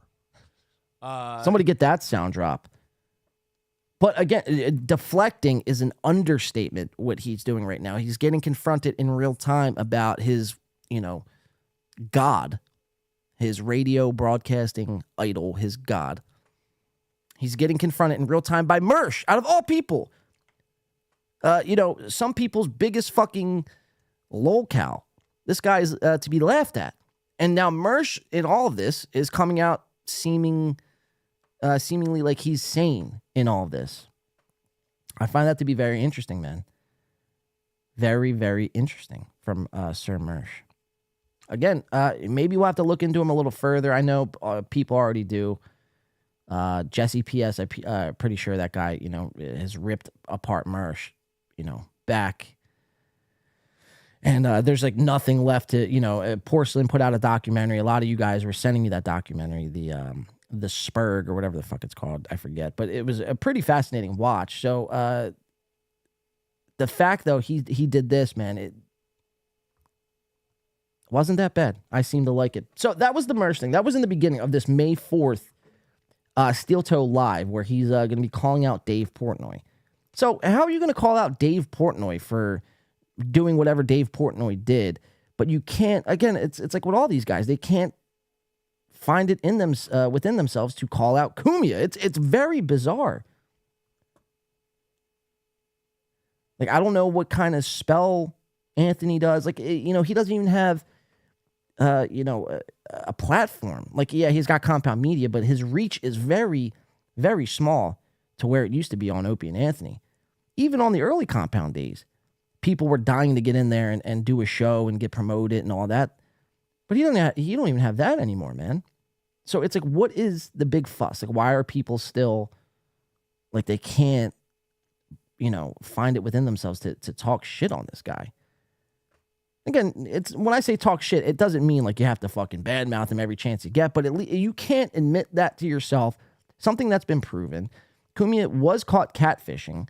He's bit people, females, his girlfriend. He's bit his ex-girlfriend. He, slapped her around a few times. And nothing. These guys say nothing.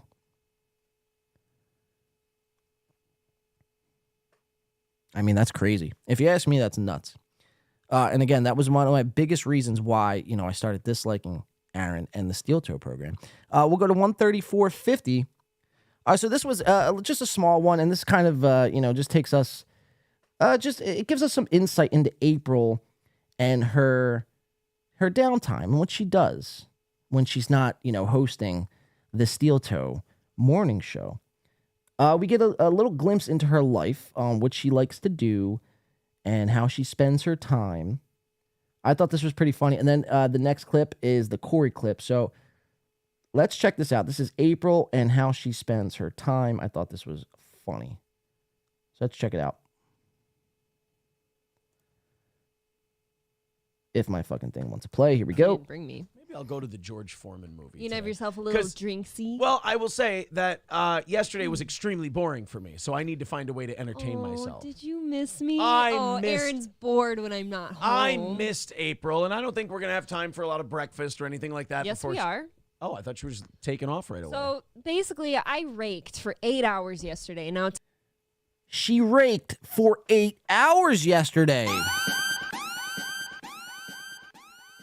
while he sits there and plays, internet broadcaster from his basement, she's out there fucking raking twigs up, getting piles of leaves together, power washing the sides of their house, cutting the grass.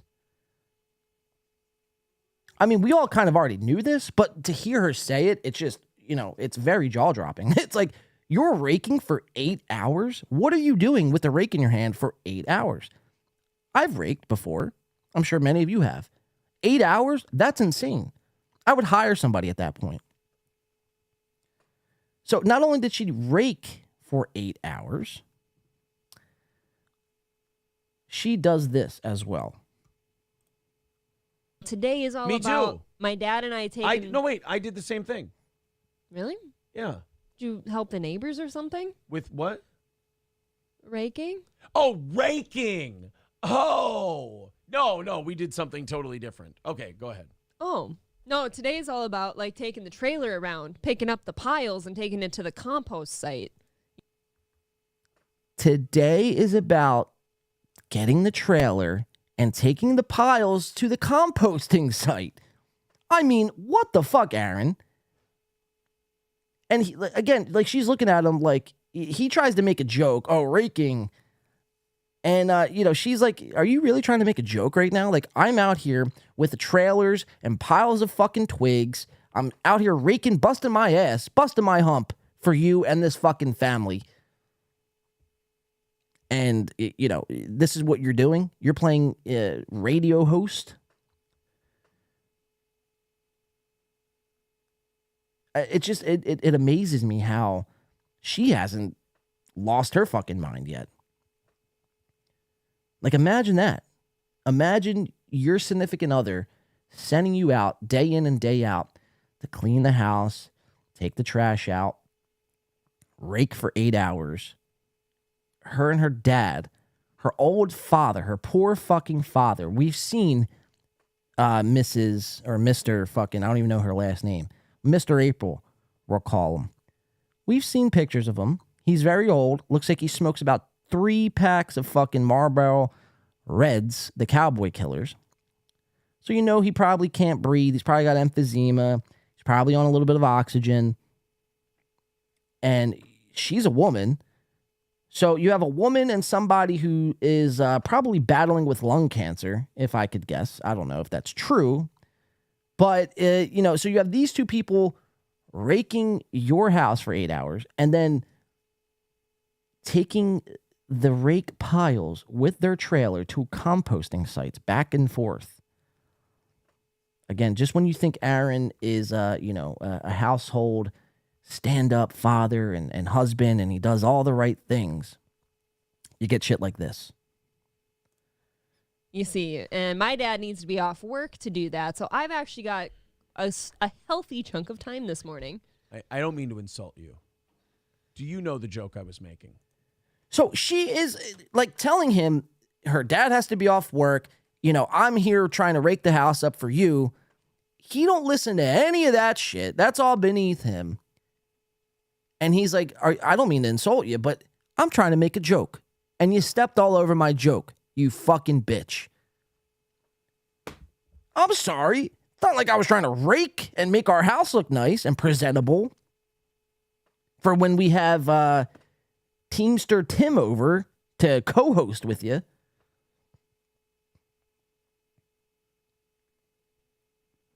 I mean, that's bizarre, man. Bizarre behavior. So true. Daytwa says, Egg Pickers, so true. April can get Johnny body out, or John. Oh, shit. Johnny's body out of here. Okay, $175 to go, guys. 175. This guy in glasses is accused of abuse, so I believe. Good one, Junior Coltrane. Johnny was basically dead on his last episode. It's sad to say, or it's sad to see. It doesn't stop the garbage from coming out of his mouth. Yeah, I mean, that's another thing. Johnny's struggling to get down the steps. Aaron is very particular with his time, right? They got to start at 7 a.m. And Johnny has MS. Sorry, they start at 6 a.m. Central Time. So for Johnny, he's got to wake up at about 4:15, 4:15 in the morning. It takes an average person like 30 minutes to get ready. Probably takes Johnny double, maybe triple the time to get ready. So he's got to wake up at 4:15 a.m., probably take a shower, struggles to fucking get up and down the steps, and he's rushing and he's going over all the notes Aaron sends him. And he's like cramming for a test. He's like trying to study all this shit before he gets to Aaron's house. He goes out in the freezing cold, all for a measly $50. He gets to Aaron's house and he fucking waddles his way into that fucking house, and he's got to make it down the steps. And if he's a minute late, Aaron will dock his pay. He will dock that. He will start going down every minute Johnny's late. That's why Johnny is so punctual with his time, because he knows if I'm late, I'm losing $1. Every minute I'm late, I'm losing $1. And if I'm an hour late, well, then I start having to, I have to owe Aaron money at that point. I mean, if you think that's not a possibility or that's not what's happening, I mean, you see this in live time. She is raking for 8 hours at a time, making her dad take off work. They get the trailer. It's like a father-daughter bonding. It's like, she probably loves it. So that's why she probably puts up with it. It's all very insane behavior, man. Very insane behavior. I have something I want to do with these two coming up in the future. I think I'm going to have a body language expert come on and read their body language, and then they could tell us what we're missing, what I sometimes miss, maybe you guys sometimes miss. I think it would be very interesting. But let's keep watching a little bit more of this clip, and then I want to get Aaron's going to go bad on Corey. So we'll play that as well. The raking joke. Still talking about the joke. I was trying to figure it out. I'm not sure. I have thoughts.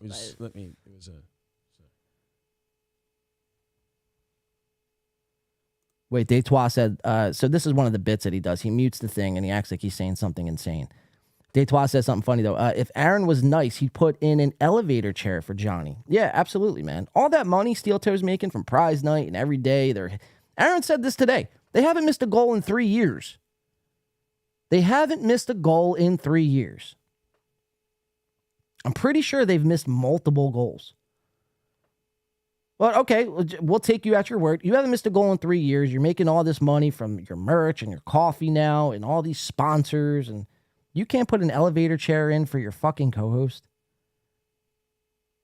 who struggles to get to your house every day. His bones are aching.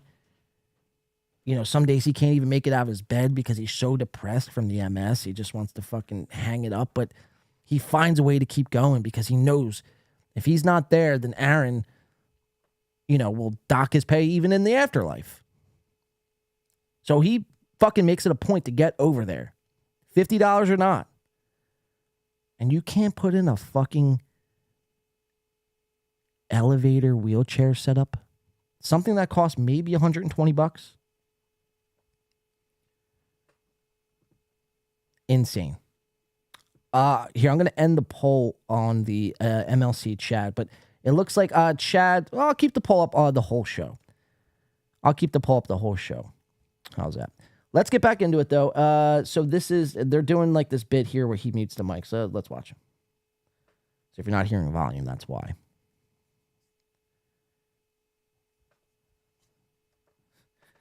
Egg Picker says, just zoom in on April's face. No expert needed. And that whole thing. So that's what I was talking about. I got it now. Yeah. I am so sweaty this morning. I don't know what is wrong with you people. Right. I have sunburn. I'm hot already. Make it stop. I was at a vineyard graping. Yeah, I got it. With your feet. King Kong Dong says, Aaron, I'll come with you she to Foreman. Is so fucking... I love King Kong. She is a ditz, man. Am I right? I had kids to take care of this weekend. I was having fun. What a fucking ditz. So that is the clip of April busting her hump around the Holt house to keep that house spotless and moving forward. So let's go to 2 hours. 2 hours, 4 minutes, 26 seconds. Aaron thinks Corey doesn't know how to YouTube.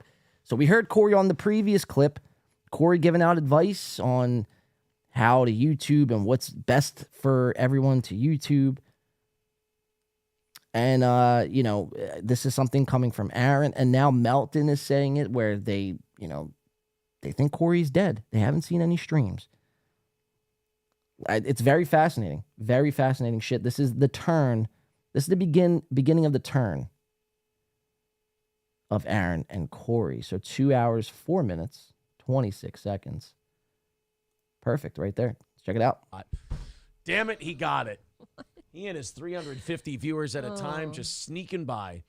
Ohm says Corey recorded a new K-Cuck show and hides it behind a 6 Patreon strong wall. Did he really? First of all, that comment in and of itself right there is amazing. Corey recorded a new K-Cuck episode and hides it behind a 6 Patreon strong, or whatever he said, 6 Patreon wall, strong wall. Yeah, 6 Patreon strong wall. So very hilarious comment. And look at Aaron's face. I mean, his face tells it all. Like, he wants to act like he's surprised and shocked. Like, oh my God, I thought Corey was crushing the game. He came from this steel toe and we're crushing the game. We're the best. So I'm kind of confused here. But he's playing it off as if like he doesn't know. But now he's going to completely fucking shift gears and play this I told you so fucking shtick. So let's watch. Yeah, I was talking to Corey yesterday in his chat. He says he's not getting my text messages, but that's not true. I told him, and she don't believe him. You got to do more YouTube stuff. You got to get your channel monetized. You got to get the watch hours in, and then you can't. If your whole model is, I don't know. It just what? Say it, tough guy. Say it. If your whole model is what? If your whole model is recording a 2-hour show, taking it off and putting it behind a Patreon with 6 people, you have almost 1,100 subscribers on YouTube. But you're going to take it off of YouTube to put it up for 6 people? But he wants to say, and he will, he's going to go more into it here. It's just like, motherfucker, say it. Say it. So, like what? Like we're all thinking it. You guys are clearly thinking it. We all know it to be true. So just say it. It seems odd. Like, don't do a show on YouTube and then lock it behind a paywall if the paywall is low. Like, you build up the paywall by giving away free content. You give away the free content. You go, hey, guys, if you like what we're doing, here's our Patreon. We do bonus content over on Patreon. Like, we just do a Patreon because some people wanted an audio version of the show. And that was extra work for me to do that. So I went, hey, if you guys want to throw us $5 a month, $5. We put an audio version of the show up here on Patreon. You can get it there. And like 40 people. Did I accidentally click Tom on the background there? My bad. Nice. I appreciate the support. Patreon.com/SteelToe Show. But we have, the show is free. You can get it anywhere. You can, watch it on YouTube. But if you want the extra audio version, there's the Patreon option. But you don't do the Patreon until you've built up you got to get monetized on YouTube. That's the big one. You got to get monetized over there on YouTube. No, he got to 1,000 viewers, but he's got to get the look, she's so upset. The watch hours up. Well, look, like I have no problem with Corey. Like I said, I was sad to see him go. He's a friend. I don't buy the I'm not getting your text messages thing because I dropped my phone in the pool. I have him on Snapchat and he's always updating his shit on there. Whoa, Corey, you're put on blast. April's stalking your Snapchat and calling you out in real time to your former boss. Said, yeah, I don't buy this bullshit. You're saying you're not receiving text. I see you on Snapchat all the time. You're getting prepared with Tom Chilstrom at those clan meetings. Tom, yes, and the clan. Tom and the Clan, a podcast coming soon to a audio version near you. But she's calling him out. Oh, I see his Snapchat all the time. I don't buy that. He dropped his phone in a pool when he was drunk one night. I don't buy that for 1 second. And her face explains it all because she thought Corey was like a friend. You know what I mean? Like he wasn't just somebody who, came along and then left, the steel toe conglomerate. He was there for the long haul. He was there in the early days. And, now he's playing this like, oh, I don't see your text. So to her, she's like almost feels like she's being slighted. Like Corey's like almost like dissing her. This is like a direct like insult to her.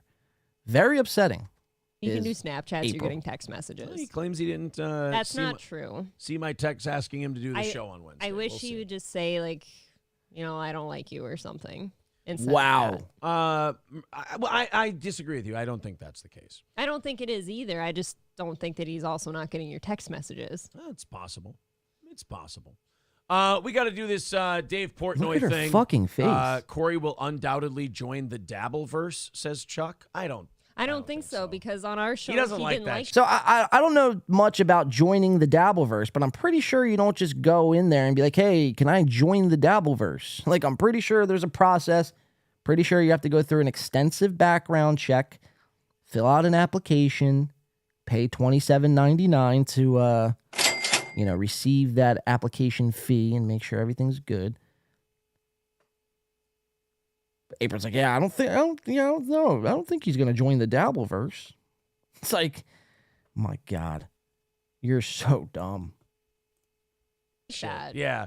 Corey's the guy who was always, I hate drama and I don't like that. And then he dipped his toe into it after he left our show and he found out that it's not fun. And what Corey did was he put himself on the same level as these nobodies. Don't do that. Like, if you address them and you do shit with them, even if it's a back and forth, you're telling it, what it does is it tells everyone, oh, we're the same. We're like on the same level. Whereas I always say, look, you got to look at the numbers and the statistics and the data. You look at the social blades, the subscriber numbers, everything else. We blow these fucking idiots out of the water. So you don't do stuff with them. They don't deserve a back and forth with you, Corey, because you're higher on the card than they are. You're higher on the card than they are.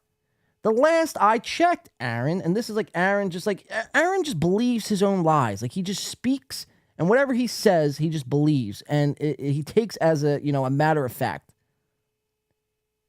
Corey's at not even 1,100 subs, not monetized. Melton is almost at 9,000 subs. I am at, I just crossed over 2,000. Pretty happy with that, but 1,000 more than Corey. We're monetized here. So in what world is doing our show or getting involved in this world beneath Corey? In what world? Like, I don't understand. Like, did I miss something? Like, I get it. Okay, Aaron almost has 10,000 subs. He's been working on 10,000 now for the better part of 6 months. But, I'm consciously aware that, yeah, Aaron has a bigger channel than I do, than Melton does, than Chad is. You know what I mean? So for him to say that, okay, fine. I mean, but you're just speaking in fact. You're just speaking in terms of numbers. That happens to be true. But to say that Corey is somehow above all of us, it's like, motherfucker, we all have more. And I hate to be like ticky-tacky about subs, but like, you're making this argument. So it's like, you can't just speak. And all his fucking dumbass fans, they eat this shit up. Oh, yeah, man, that's Corey. This is so it's beneath you, Corey, man. It's like, it's wild, man. It really is. It's like, there's not a universe where this is beneath Corey. If anything, it's a huge stepping stone. It should be a huge platform. Who thinks Toe has cheated on Ape? I'm pretty sure that has happened. Pretty sure that has happened. Mosca has backed Chad both times. They went to war and is Chad's benefactor. Mosca is a comedy groupie, says Isaac. David Skywalker, you're one of my faves because you hung and made up your own mind. Wow, Deitois. Just got really fucking sexual really quick. Rain Egg says, who is Aaron? Fair. That's fair. It's fair. Fair question. Omom says, Win by 2 says, my comments are hilarious and amazing. Yeah, they're pretty funny. They're pretty funny. That 1,000 more than Corey without the MLC. Yeah, it's like, Corey was struggling to get to 600. And he goes on to MLC 2 or 3 times, and then all of a sudden, boom. Now he's at 1,000. Still not monetized. Still takes his videos off to put on a Patreon. So in what world, again, I'll ask this to Aaron. It's like, what world are we living in where this is beneath Corey to do? Egg Picker says, the other way around for sure. She wasn't raking for 8 hours. Okay, I like that. I like that theory. I definitely can entertain that for sure. She wasn't raking for 8 hours. She was going to, visit her, lover. But I mean, it's if it is true that Aaron cheated on his pregnant wife with, before Ashley LaRue, which I'm pretty sure it is true. If that's true, it's like, what would stop him from doing it to her? You know what they say? Once a cheater, always a cheater. Crazy part to me, the crazy part to me are the fans that believe Aaron and back him and do dark ops on Aaron's behalf. It's a cult. Yeah, dude, I've said that many times before, the taxes theft. I've said that many times before. Aaron, say what you will about Aaron. I mean, we can make fun of him all the live long day. He's hack at what he does. He's not funny. His show stinks. But he has a weird way to manipulate his audience into believing that everything he says is gospel. And they believe it so much so where they're willing to go to bat for this guy. And they're willing to, jump in other chat rooms and try to they constantly argue with other people about how much of a good guy Aaron is. I mean, that's psychotic behavior, guys. I hate to break it to you, all you steel bros out there. It's psychotic behavior. You're like you've never met this guy, you know what I mean? Unless you're in the Aaron M-hole friend circle, which there's probably not many. When's the last time you've seen a picture with Aaron posting a picture with one of his friends?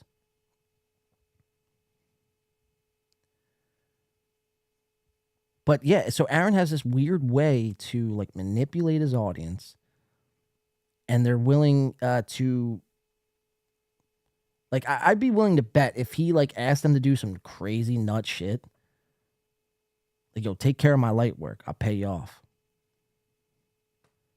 They would do it. He's convinced these people that he's a god. Maybe not a god. Maybe that's too strong of a word, but you get my point. He acts as, he's like a cult leader, like a politician does. They just speak through the lies and they get to the next point. And that's, a lot of what we see from Aaron on a daily basis. So again, I mean, he's selling the people that somehow Corey doing our show and getting involved with Melton and MLC is somehow beneath Corey. Again, I don't understand how that is true, but according to Aaron, it is. So let's keep watching. April's taking a nice old gulpy sip there.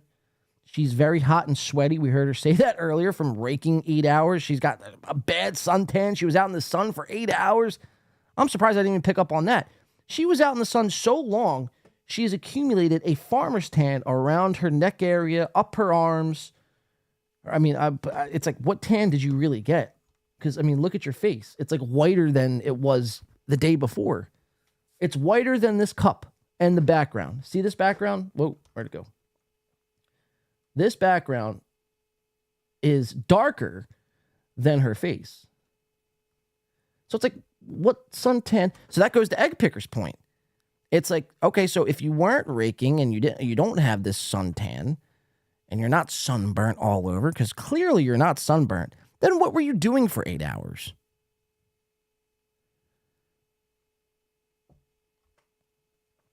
I don't know. It's pretty fishy, man. Pretty fucking fishy. And she's trying to oversell the fact that she has, sunburn. She's I'm sweaty. I can't think. I'm just so hot today. I'm sweaty. It's if I have sunburn, I put it fucking some aloe vera on. Aloe vera. And I go about my business. I'm not letting people know. I'm not looking for sympathy from 500 people in your live chat. And, it's just like, move on with your day. But again, you don't look like you have sunburn. Let's continue to listen to Aaron's sick lies and copes.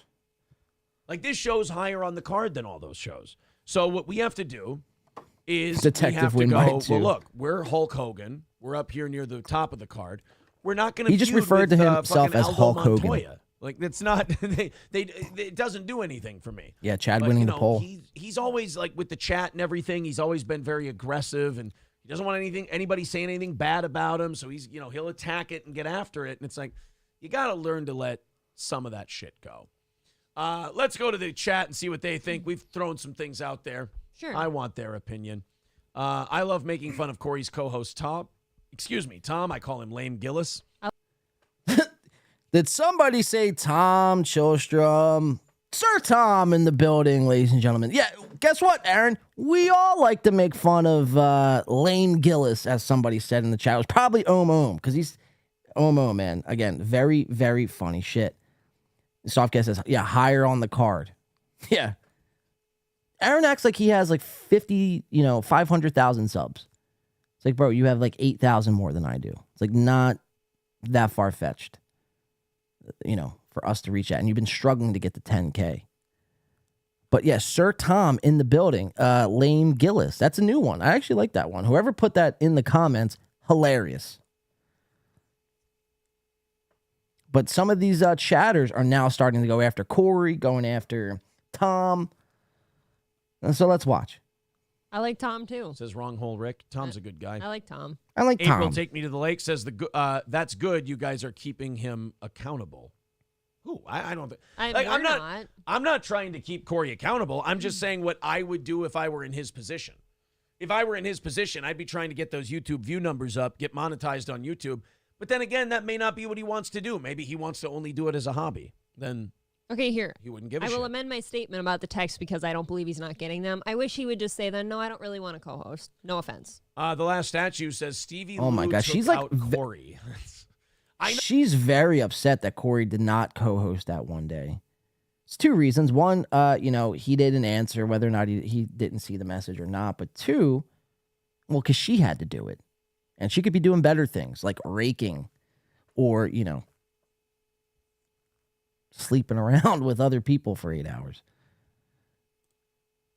You know that he fought with Stevie Lou and Ski Mask because Stevie Lou and Ski Mask were teasing him about numbers. They were like, Corey's like, I beat you to 1,000 subs. And they were like, yeah, but we got monetized first. And then they started So that fighting. beef was real? I thought that was kind of a... Well, Stevie Lou on the show yesterday said it wasn't real on their side, but That's they what I think thought. Corey got worked up. I don't know. Derek Chauvinist says Corey deserved what he got. He thinks his worth is as inflated as his BMI. See, now that seems... Wow. Mean-spirited. Yes.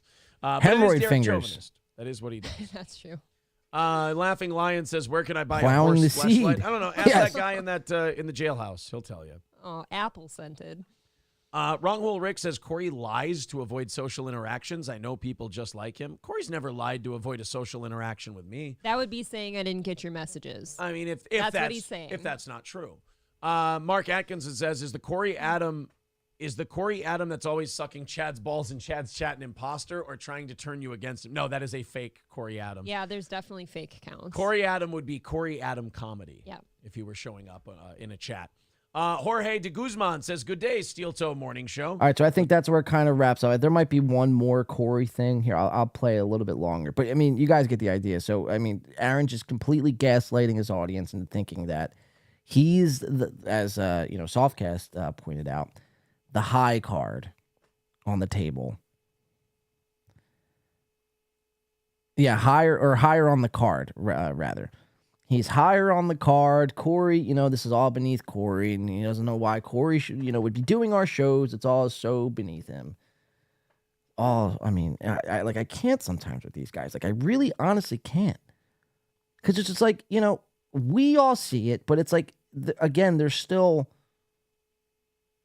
500 people that are just completely oblivious to the fact that what Aaron is saying, not only is it not true, it's just doesn't even make sense half the time. So here, let me play a little bit longer of this And then there's one more Aaron clip I want to get to, which is pretty good, actually. So let's trying get to to find this. a gift for my wife on our anniversary this May 10th. Do you know a perfect gift for a 34-year-old woman like her? What would you get a 34-year-old woman? A necklace. A pearl necklace? And that. Chuck says, Steel Toe is Hulk Hogan. I like you, Aaron, but let's get realistic. Steel Toe is more Disco Inferno or Norman Smiley. All right, so I think that's where it wraps right there. Yeah, so Aaron, gaslighting like usual, doing his thing. I want to go to Steel Toe from Monday. So the Steel Toe, hold on. Psychiatric. Can you stop? For being out of the Chad Zumach business, for signing these hack-ass fucking Tampa Accords, Steel Toe still finds when Chad Zumach, does something worth covering, Steel Toe is going to cover him. It's like, haven't you learned your lesson, man? Like, once you go down this road, there's no turning back. And that's why it's very, it's a shame that we have this MLC Chad Zumach stuff going off right now, because Chad, when he was going after Steel Toe, I mean, when it was Chad and Melton and myself, I mean, in real time, Aaron would be lying to all of us if he said he wasn't flustered over the whole thing. He was visibly shaken. I mean, he was threatening blowback with Bob Levy. He was threatening to get lawyers involved when it came to Chad, talking to Ashley LaRue.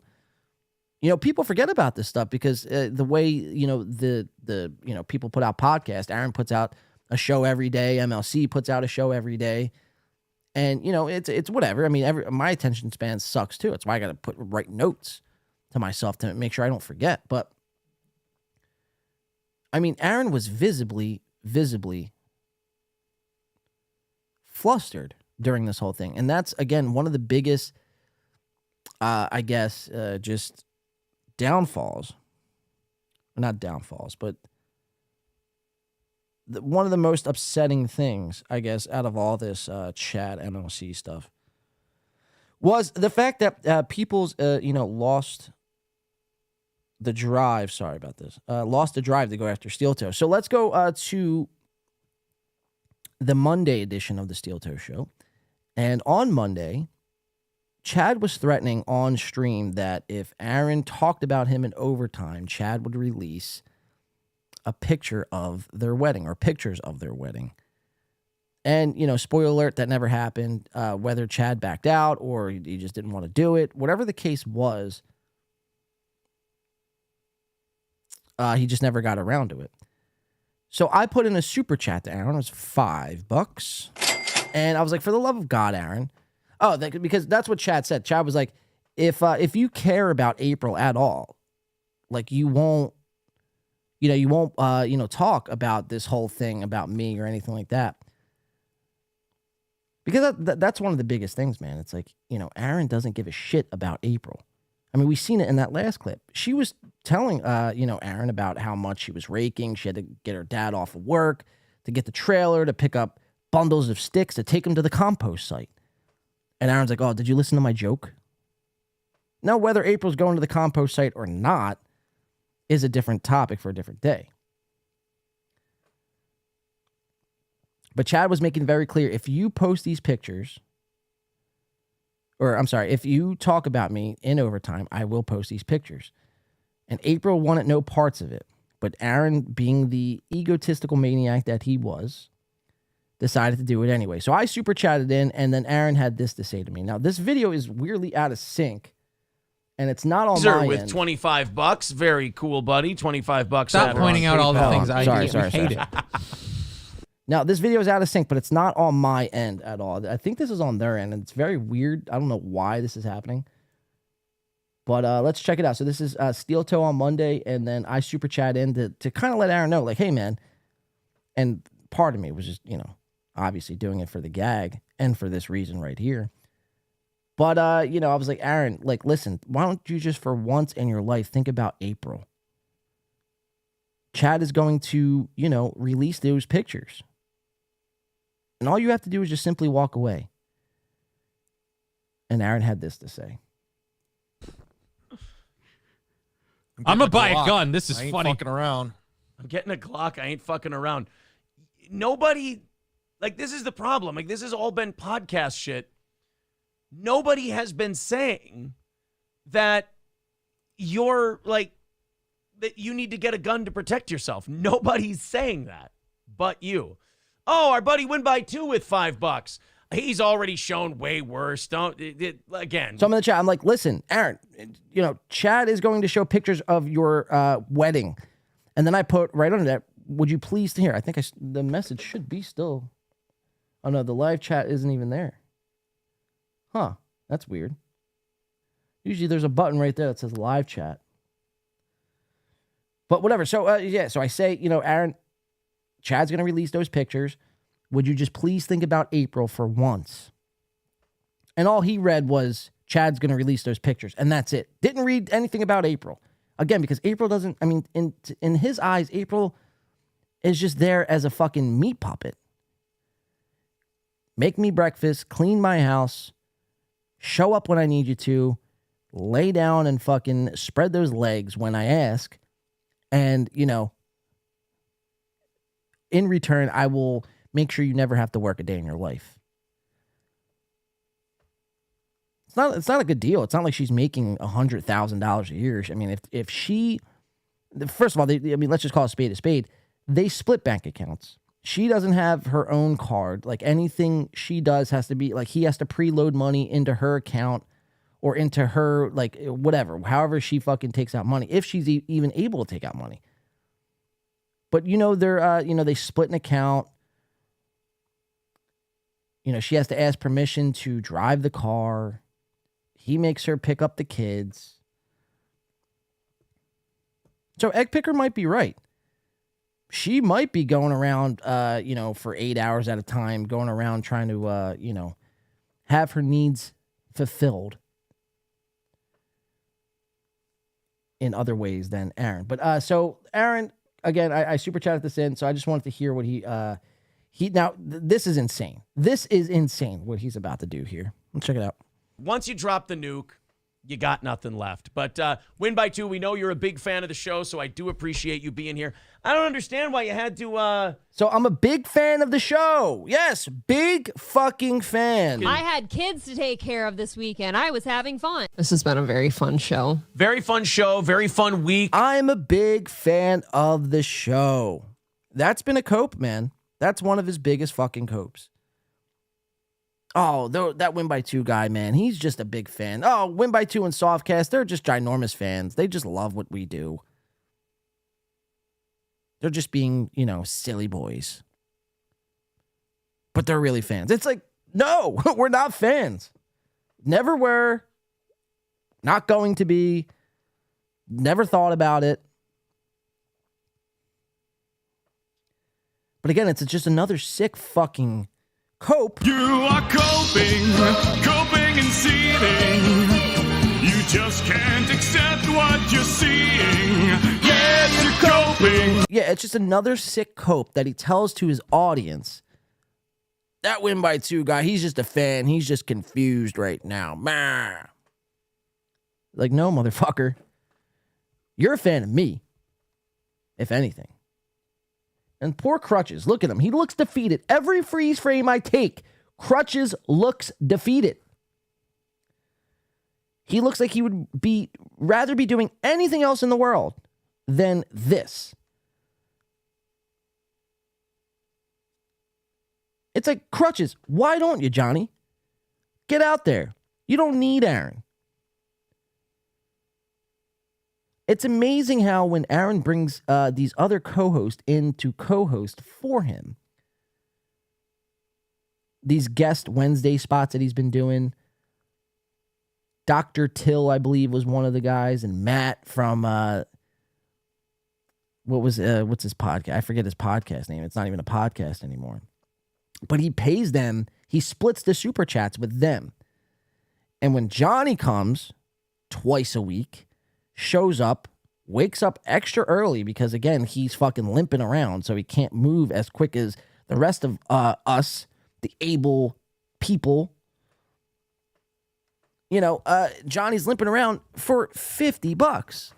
Like, why wouldn't you just split what you made with Johnny? $50? But every freeze frame, I mean, you guys, I mean, test it out. Test this theory out. Go turn on a Steel Toe show that Johnny Crutches is co-hosting. Freeze it. And he looks miserable. Tom Chillstrom looks like he's having a better time on K-Cuck than Johnny Crutches looks like he's having on Steel Toe. But remember, it's a fun show. It's fun. It's all they do is have fun.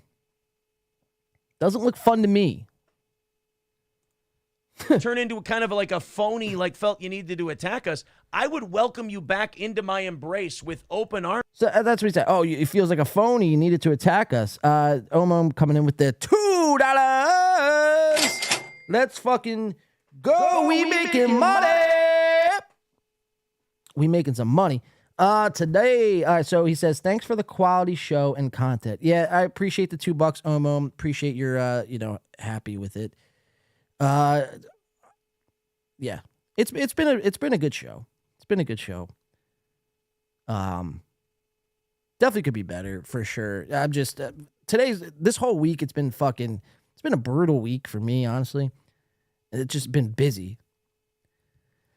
And today was not like no different. I was very I didn't get home from work today till almost 5:00. And then I had everything to set up. So it's been very chaotic. But yeah, we appreciate the $2. I'm not going to sit there and woe is me pity party. It'll be better. Promise. After, that's why we do long form shows, to get into a groove. Whether that takes 7 hours or it takes an hour. We will get into that groove and we will find that. We appreciate the $2. Ohm. One of the best commenters on the net that I've seen. Let's read some chats and then we'll watch this. So what did he say about me? So this phony, that I'm a phony, that I just decided to show. Aaron, that's what we do, Aaron. We make fun of podcasts that suck. We call out people's lies and hypocrisies and gaslighting. That's what we do. It's nothing phony about it. And I've told some of you the story. I guess I can go into it now because some of you may not know, but going into the new year, this new year, last year we were covering a lot of like the LA comedy scene and like the Brendan Schwabs of the world and the Chris D'Elias, the Joe Rogans, all those kind of characters. But after a while, it's like, you realize, all right, you're not really getting anywhere with those guys. The chances of them responding is slim to none. But you still do it, But going into this new year, we wanted to highlight some new people and to keep it fresh. It's so you can't. There's only so many times you could cover Brendan Schwab until you want to fucking just quit what you're doing. It's like Jesus. So we started looking into Steel Toe, and this was probably like the end of December. Like that was one of our biggest guys, and one of the biggest things I was going to do, like the bit I was going to do to get Steel Toe off his guard. Because, it doesn't take a rocket scientist. You tune into this fucking... It's not a show, so let's stop calling it that. It's not a show. It's a live stream on YouTube with a cheap-ass fucking banner of your logo in the background. But it doesn't take a rocket scientist to tune in and realize that very thing. So one of the first couple times I tuned into Steel Toe, I realized, okay, there's that. There's constant, throughout the 4.5 hour show, there's constant begging and pleading. Hit the like. Subscribe to my channel. We're 300 from the goal. We're 290 from the goal. 280 from the goal. We'll go to overtime. 270 from the goal. Coupled with, like we were saying earlier, how he had nothing... He said nothing of skepticism towards Anthony Cumia. Everything was on the up and up. Cumia could do no wrong in his eyes. So those three things alone led me to want to cover Steel Toe. So I was going to do this bit where they do have a goal, right? They have a goal, a daily goal of like $300. My plan was in January, I was going to just donate their entire goal all in one shot within the first 5 minutes of their show and tell them, listen, this money here is for you to upgrade your set. It looks like shit. It was going to be something along those lines. Would you know it, fucking 2 weeks later, I put out a clip of Chris D'Elia. It was a short, a YouTube short. It was about him like owning the haters or some wild shit. I post this YouTube short, and fucking 2 weeks later, he's on air reading this, or not reading, he's watching, showing his audience the YouTube short. It was very bizarre. I'm like, this is insane, man. Like, you know, this is a guy I want to get into, start covering. And now he's watching my videos on his show. It was like almost like meant to be. So I had to reframe it a little bit because I didn't want to, you know, I didn't want to send him $300. I'm kind of glad it happened this way because then I would have been out $300. And he wouldn't have upgraded the set at all. He would have just taken that money. And then, you know, a week or so later, we're covering Steel Toe. We brought it up. He played another one of my clips and didn't shout me out. So we started to get into him. And then a week later, the whole Chad Steel Toe thing popped off. My point to that whole rant was there was not one time in that period where I was a Steel Toe fan. I wasn't a Steel Bro. Never was. Never will be. So again, it just goes back to the gaslighting you do to your audience. Like, why you say I'm a fan is like beyond me, man. I mean, again, it's just a sick hope. But it's like you can't even admit that to yourself, that it's a cope. You have to sell it as like I'm a disgruntled ex-employee. It's very, very strange behavior. Let's read some chats here. Heard it both ways. B. Oh yeah, heard it both ways. That's a Brendan Schaub reference there, Brian.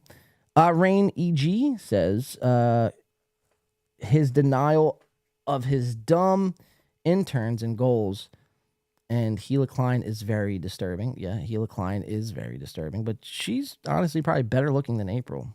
Wait, Steel Toe only pays Johnny $12.50 an hour? Yeah, $12.50 an hour. I mean, Johnny, you can make more money at a Dunkin' Donuts or at a Jimmy John's.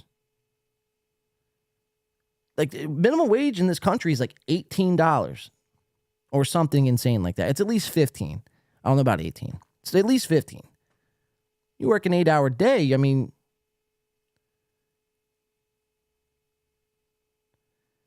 you're looking at some, decent change there, man. Trying to do some quick math in my head, but I can't.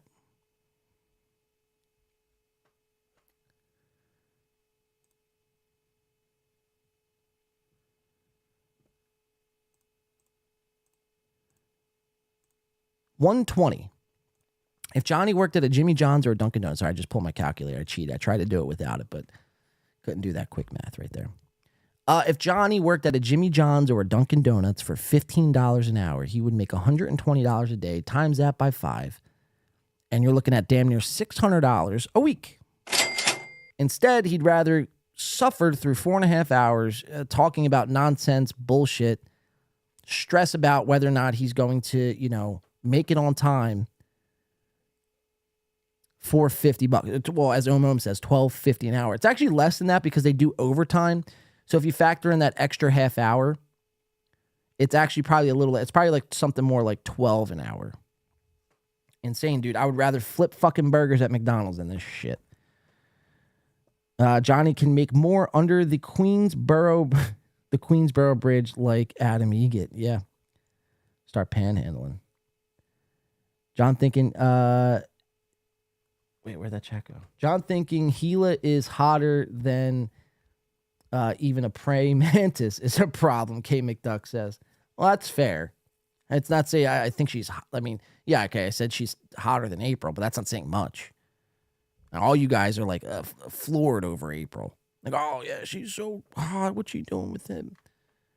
Not saying anyone in specific, but I've seen people that like simp over April. I'm like, that's insane. But Gila Klein, it's not that she's hot, because she's dumb. She's a dumb hole. And so it's not so much that she's better than the alternative, I guess. Let's see. Not in Minnesota. It's like $10 or $11. It's $10 or $11 is minimum wage. No fucking shot. Josie Masters. Thought you guys were buddies. Yeah, right. Well, I'm his biggest fan. April is greater than Gila, Chris says. All right, here. Let's end this poll. It's at a 50-50, 181 votes for Chad MLC. Can I add another poll? No, I can't. I have to exit this first poll here. I almost don't want to end this poll because it's at a split, but we'll just end it. 50-50 split. Who's winning the war? It is split, MLC or Chad. But this is the reason why I'm doing this. Start a poll. Would you rather poll? All very, juvenile shit here. Gila Klein. April Imholt. And we'll see. We'll see what the chat thinks.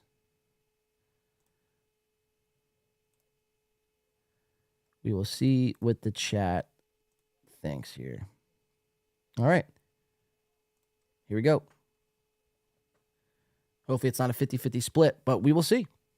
Who is April? Rain EG. Rain EG. Come on, man. And here's another. Let's go. Fuck yes. Wait, what do I got for you? Let's go. We're making moves. Now, a word from our sponsors. We like it when you listen or watch. KCUK. Find us on the web at kcuk.life or anywhere else your wife's making movies. Long, hard days deserve long, hard D. KCUK. KCUK. And we're back just like that, ladies and gentlemen. Appreciate the other $2. Who is Gila Klein? Do we have to pull up a picture of who Gila Klein is? Do I have to catch everyone up to speed here? Let's just do this. We'll do a quick side-by-side here. Or did I spell her name wrong? I think that's what I did. I spelled her name wrong. I think it's Gila Klein. Oops. Whatever. You guys get the point.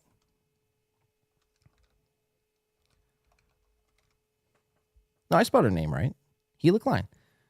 All right, maybe I was just tripping myself out there. Let's pull up an image, though. Gila or April? I got to get a good picture of Gila now because, I can't do her dirty like that. Oh, look. Gila in blackface. That's nice. That's pretty here. We'll just do this.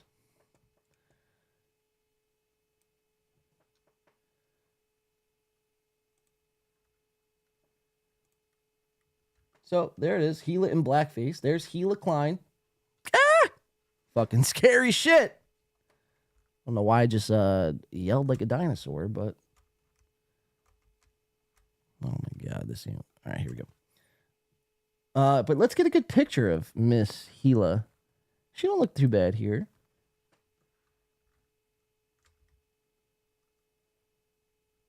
She don't look that bad there. Here, we'll do. Oh, here's a good one. Go to Miss Gila's IG. There it is. Gila Klein. Right there. Here, I could do this. Gila or April. Over here on my left, I have Miss April Imholt, of course, coming in at 5'3", weighing in at 122 pounds. Or over my right shoulder, I have Miss Gila Klein, coming in right from Israel, coming in at 5'2", at a resounding 131 pounds. So take your pick, Gila or April. This is a fun game. It's a fun show. That's why. This has been a very fun show. Very fun show. Very fun week. I'm a big fan. Blah, blah, blah. It's all meaningless horseshit, Aaron. So Gila or April, you seen it there. I got to get Gila off the screen.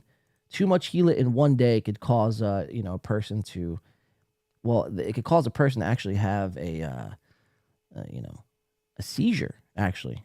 It's documented. It's actually a fact. Look it up. So this is Aaron again. Gila is my nightmare that needs to be dealt with. Jesus, Rain. Chris says Gila has 3 good picks. She has 3 good picks. Where'd that chat go? I didn't read the rest of that. Gila is 25 kilos strong, Rain says. Nobody Likes Onion says the problem with April is her splash deck is actually her chest. Jesus Christ. My beautiful Bunky says, what a beak. He sure did. Did Skywalker John cheat it? How'd I cheat? What'd I cheat with? What's David Skywalker saying I cheated with? John found the best picture of Gila in existence. All right, should we find the worst picture of Gila in existence? I was trying to help her out. Yeah, because all you guys will immediately go April. I mean, just look at the poll. 77% going April with 31 votes in. 23 say Gila. Okay. I'm curious to see who those 23 people are. 23%, because I didn't think she was going to have a percent at all. But some people probably don't even know who she is. They're just like, oh, Gila Klein. Anything's better than April. That's kind of where I'm at with it. Anything is better than April. April's dumb. At least Gila Klein invented Teddy Fresh. At least Gila Klein is rich. You know what I mean? At least she's got a little bit of money. I could latch on to money. I can't latch on to dumb. Like, who would you rather be with in a survival situation? Somebody who's created their own clothing brand, or someone who got pulled out of a factory and plays pretend radio host in their basement and calls 3 stepkids her actual kids? I don't know. You ask me, my money is going to Gila Klein. Let's ask Tom Chilstrom, shall we? Tom and the Clan, everyone, in the building. Tom and the Clan, they got the best show of the land. So that is Gila Klein. And still, 79% say April, 21% say Gila. Okay, so it looks like April M. Holt is the surefire winner. Back to Aaron and his crazy gaslighting experience of me thinking that I'm a fan. Check it out. Arms, my son, if you would just admit, I got it wrong. Steel Toe's pretty good. I'm still a fan. You can't commit the amount of time. Like, you notice you're here and I'm not there. Back into my arms, liberate yourself, be honest, Johnny apologize. just walks off. And I'm a forgiving God. And I will welcome you back into my embrace as long as you prostrate yourself. He's a forgiving God. I got to go start my car. It's going to take a minute.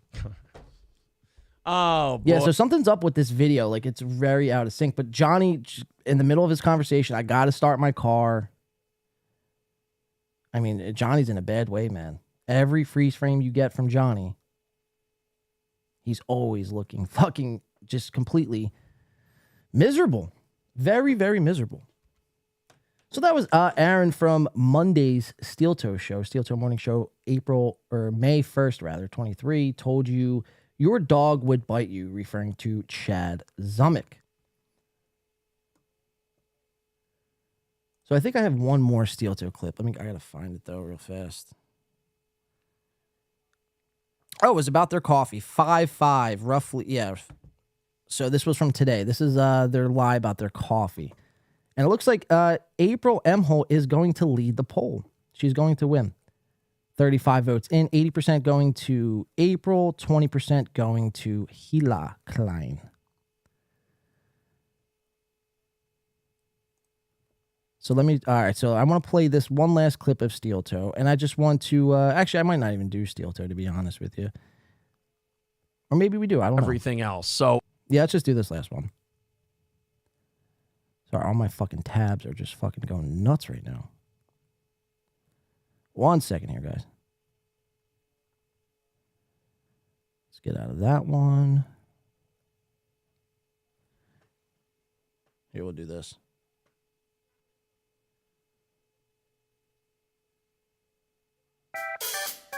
One second. This next guy.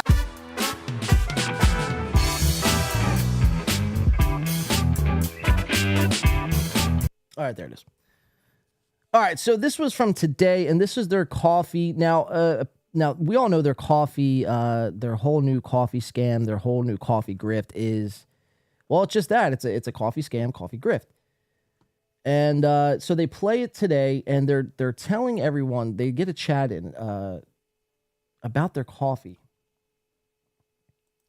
And we all know it's a drop shipping sort of thing where they don't actually make any of the coffee by themselves. They don't go to a factory and get it made for themselves. They just export it out to, like a third party, like a Teespring almost, where the company makes the coffee for them and they just have to sell it, and then they get a percentage out of the deal. So I found this pretty bizarre because they say today they were in talks with somebody to get this coffee made. Which who do they talk to? The person of this company, this drop shipping company? Like you didn't have like some side door business deal going on. Very interesting. So let's check it out. Fuck, I need some water. Oh, only 90 away, and that's good for the week. Let's knock it out. Everybody gets slightly irresponsible. We're drinking with her. And we'll nail that $90. I like this. Who had the joke? The Mood. It's not. They're not going to build a Six Flags. They're going to build a Six Red Flags. I think a red flag is actually their logo. Probably a good idea. Need Trump with $20 says, let's go. Overtime. Need Steel Toe Coffee. Steel Toe Coffee and I did a little phone tag yesterday. He called me in the morning. I called him back in the afternoon. I think we're going to be having that conversation today. Sorry, my bad. Who called you to talk about this coffee? Very insane. And by the way, Egg Picker, this is today. April does look more tan than she did that last video.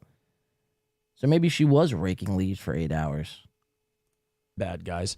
Over the weekend, we'll work out how that's going to go. We'll have the Steel Toe Coffee available to you guys very, very soon. And then if that goes well, if you guys buy a lot of Steel Toe Coffee, they're going to do the whole April's Magic Bean thing, and we'll be off and running. We're going to do that trial period. And then if that works out, you guys love the coffee, every fucking April's time. Magic Bean will hit the shelves, as it were. What shelves? Ugly Fuckling says, you're copying Boring Jeremy now? The whole thing was started as a goof on Boring Jeremy. It was a joke. Like, we were making a joke that we were making fun of a video that Jeremy did from the Quartering where he did a 7-minute, this is fucking crazy, this video is insane. And it was all just him doing like a promo for his coffee. Right. That's all it was. So we were like, oh, wouldn't it be funny if we got a coffee? And we just did wacky fucking videos where we, kind of making fun of him. And then somebody who is a coffee distributor who's a fan of this show goes, let's fucking do it. So what do you mean? Somebody who's a fan of this show, who's also a coffee distributor, which, by the way, if that is the case, I mean, I don't think it to be true at all. It's not the case. There's nobody listening to the show who's like in the coffee business. Nobody with any sort of money or any sort of fucking high-paying job, or coffee distributors or tea distributors or burger distributors. Like, nobody is listening to that show going, we got to partner up with this guy and, put his name on our product so we could ship it and sell more bags. Like, you know what I mean? It's just not the case. So who did he talk to? If anyone at all? It's like you didn't talk to anybody. So it's just very strange. We, a fan of the show who's also a coffee distributor, we got in touch and now we're making coffee. It's like, no, motherfucker. You're using a third-party website. I wish I still had the website. I think I have it somewhere in my fucking messages, but yeah, all very bizarre shit, man. Very, very bizarre. And the way he looks at her, too, like after he says it here, let's play that again. Because the way he looks at her, it's like he's like telling her, like, yo, don't say anything. Like, shut the fuck up. Let me just say this and just agree. Yes, and me right now. I need you to be a yes and person. Somebody who is a coffee distributor who's a fan of this show goes, let's fucking do it. I'll roast you a bean. Yeah, and so we made it funny and made it April's Magic Bean, and off we go. I love it so far. I've been drinking it every morning. It's just kind of a thing that got pulled out of our ass and ended up. So, Softcast, you hear that? David Chandler with 10. April's Magic Bean. That's very interesting. Again, she looks very disheveled. So that's the end of the Steel Toe stuff, guys. So it's very, very insane shit, man. Very bizarre. So they're going to have this April's Magic Bean, but not if, we could help it. Let's just leave it there. I want to take a quick piss break, man. I have a couple more videos I want to play before we get out of here for tonight. We have Gino talking about us on In Hot Water. We have a Chrissy Mayer fucking getting arrested at the airport. Or not arrested, but she was getting strip search at the airport. Hold on, this video is going to play here.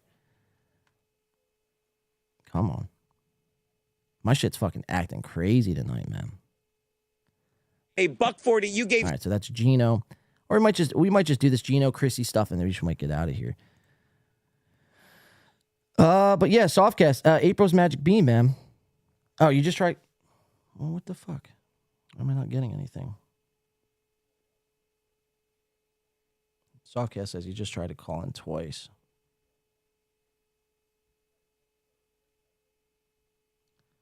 On what number?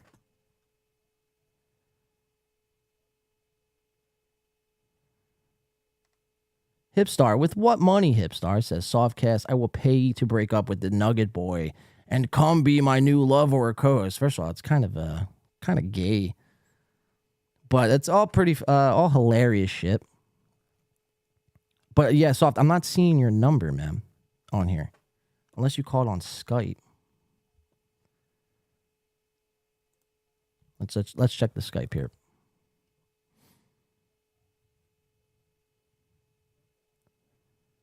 Oh, yeah.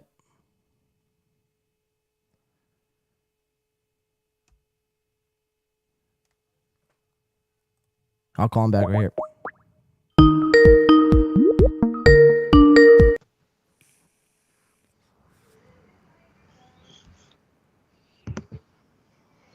Oh, I think we're live. Are we hooked up? We live, bro. What's up? Hey, am I echoing? No, you're coming in a little hot. It don't sound like your normal mic. What are you using? Different plugin? Well, I'm at a family event with the kids, so I'm on a laptop with just a laptop mic and some headphones. But this show was going crazy, and I was.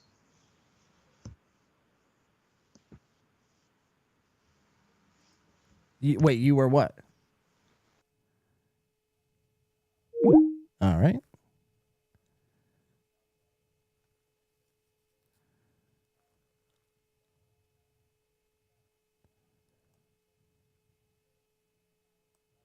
Very interesting. So, Softcast just, I don't know what happened to him.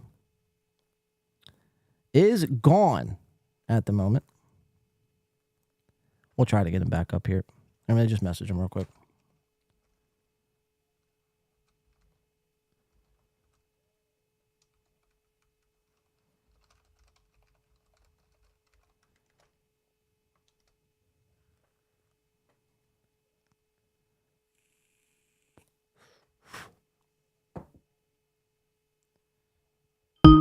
There he is.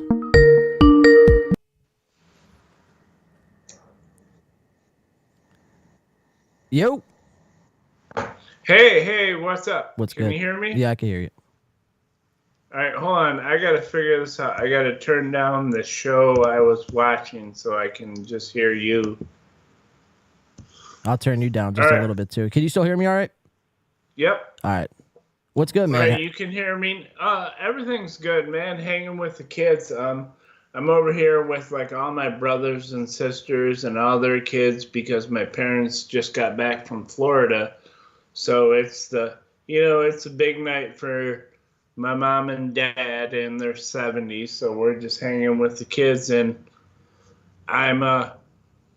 dude, I was very pissed because we didn't go last night, and it's no big deal, but Friday night's a hard night to stream on, and yeah, I don't know, like, fuck a lot of people right now, dude. I don't hate people, but I see some shit going on here I don't like. What don't you like, man? Well, first of all, have you been drinking tonight? Oh, absolutely, with my dad and my brother. Very nice. Yeah.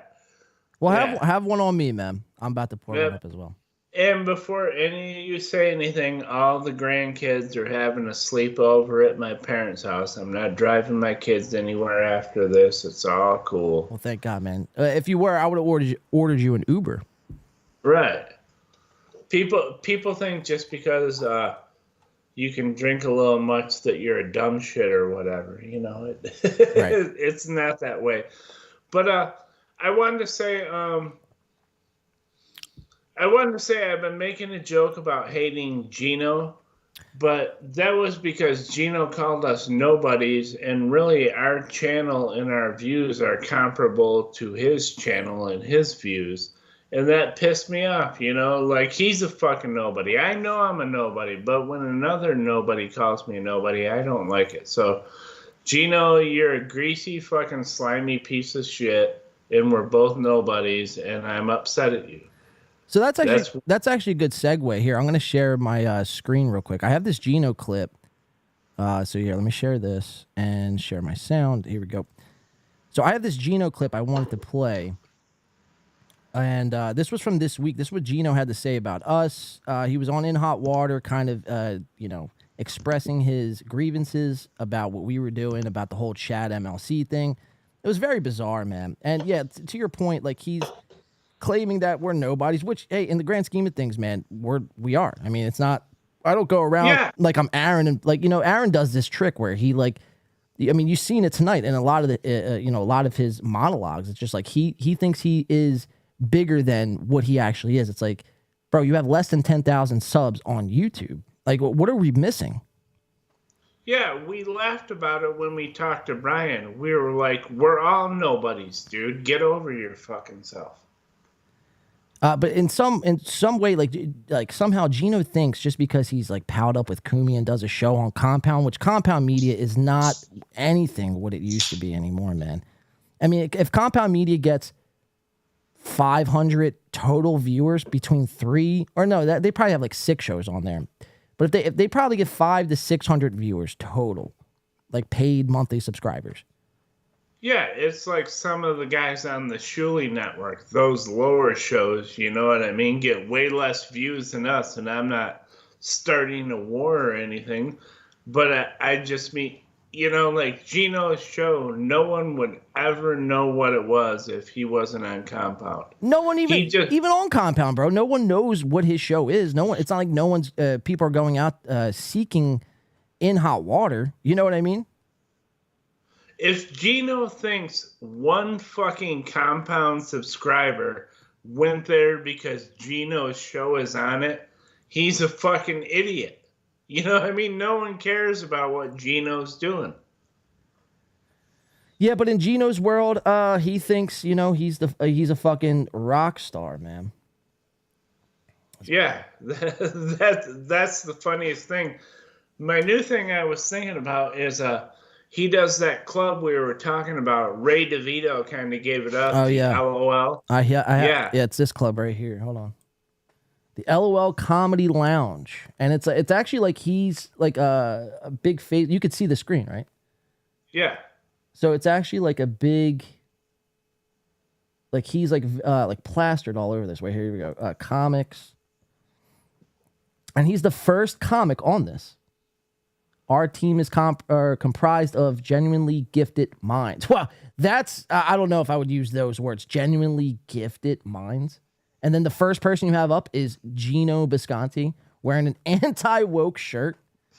I mean, I don't know about genuinely gifted minds, man. That's all pretty, it's saying a lot. If you look at this website, what it looks like is, all right, we got a bunch of upstart comedians, and we're just trying to host open mic nights each night.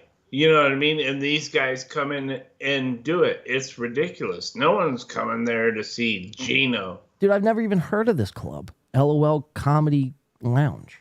Like, you know? I'm thinking we might be able to buy up enough seats on Gino's night. We'll just buy up the seats. We'll call the venue and buy up the seats and say, all right, we're very happy with our purchase, but Gino cannot perform.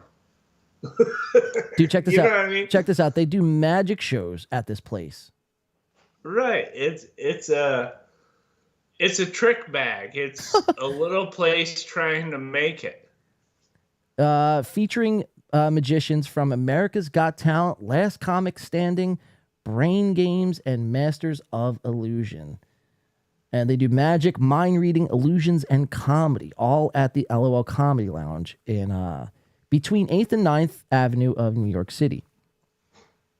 Yeah, dude. So, like, what really started? Did this whole Gino thing between you and Gino start with him saying that, or did you have a distaste for Gino before? Because we have this, and this just happened this past week. But right there, I mean, Gino blocked you, man. So what the fuck? So did you have this distaste for Gino before, or is this only within the recent weeks? Well, he was on WATP with Carl, and he did much what Chad did. Like, he thought he was just gonna walk in there and go, "Hey, I'm Chad Zumock," or "I'm Gino Bisconte," and that's all he needed.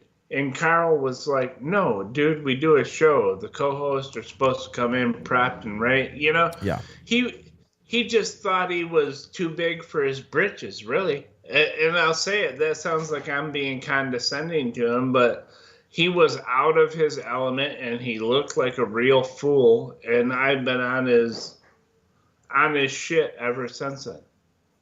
Yeah, it's all very it's just crazy, man. The fact that Gino is now in this position. Did you catch him today on fucking Chad's stream? No, I didn't catch that. I got home a little late to see that live, and I've been peeping what people are saying, trying to get caught up, but I don't know exactly what happened. Yeah, let me see if I can't find a video for this, because this would set it up pretty good here. Hold on one second. Let's go to Chad. Unless he took it off. Yo, Gino came in with he came in hot, man. So Chad is also live right now. I have to say too that Gino blocked me right away like a little bitch, and his girlfriend, Keanu. Right, maybe because she's thirsty, but she's still putting up with my shit. You know what I mean? Gino ran away, but his girlfriend is staying there for the fight. Are you guys getting into it on Twitter or some shit? Yeah, I just fuck with him. I think tonight I'm gonna post a picture, like you saw how the New York Post picked it up about them getting kicked off the airlines. Yeah, man, that's insane, dude. Right. Well, I'm gonna make a trans joke in a little bit here.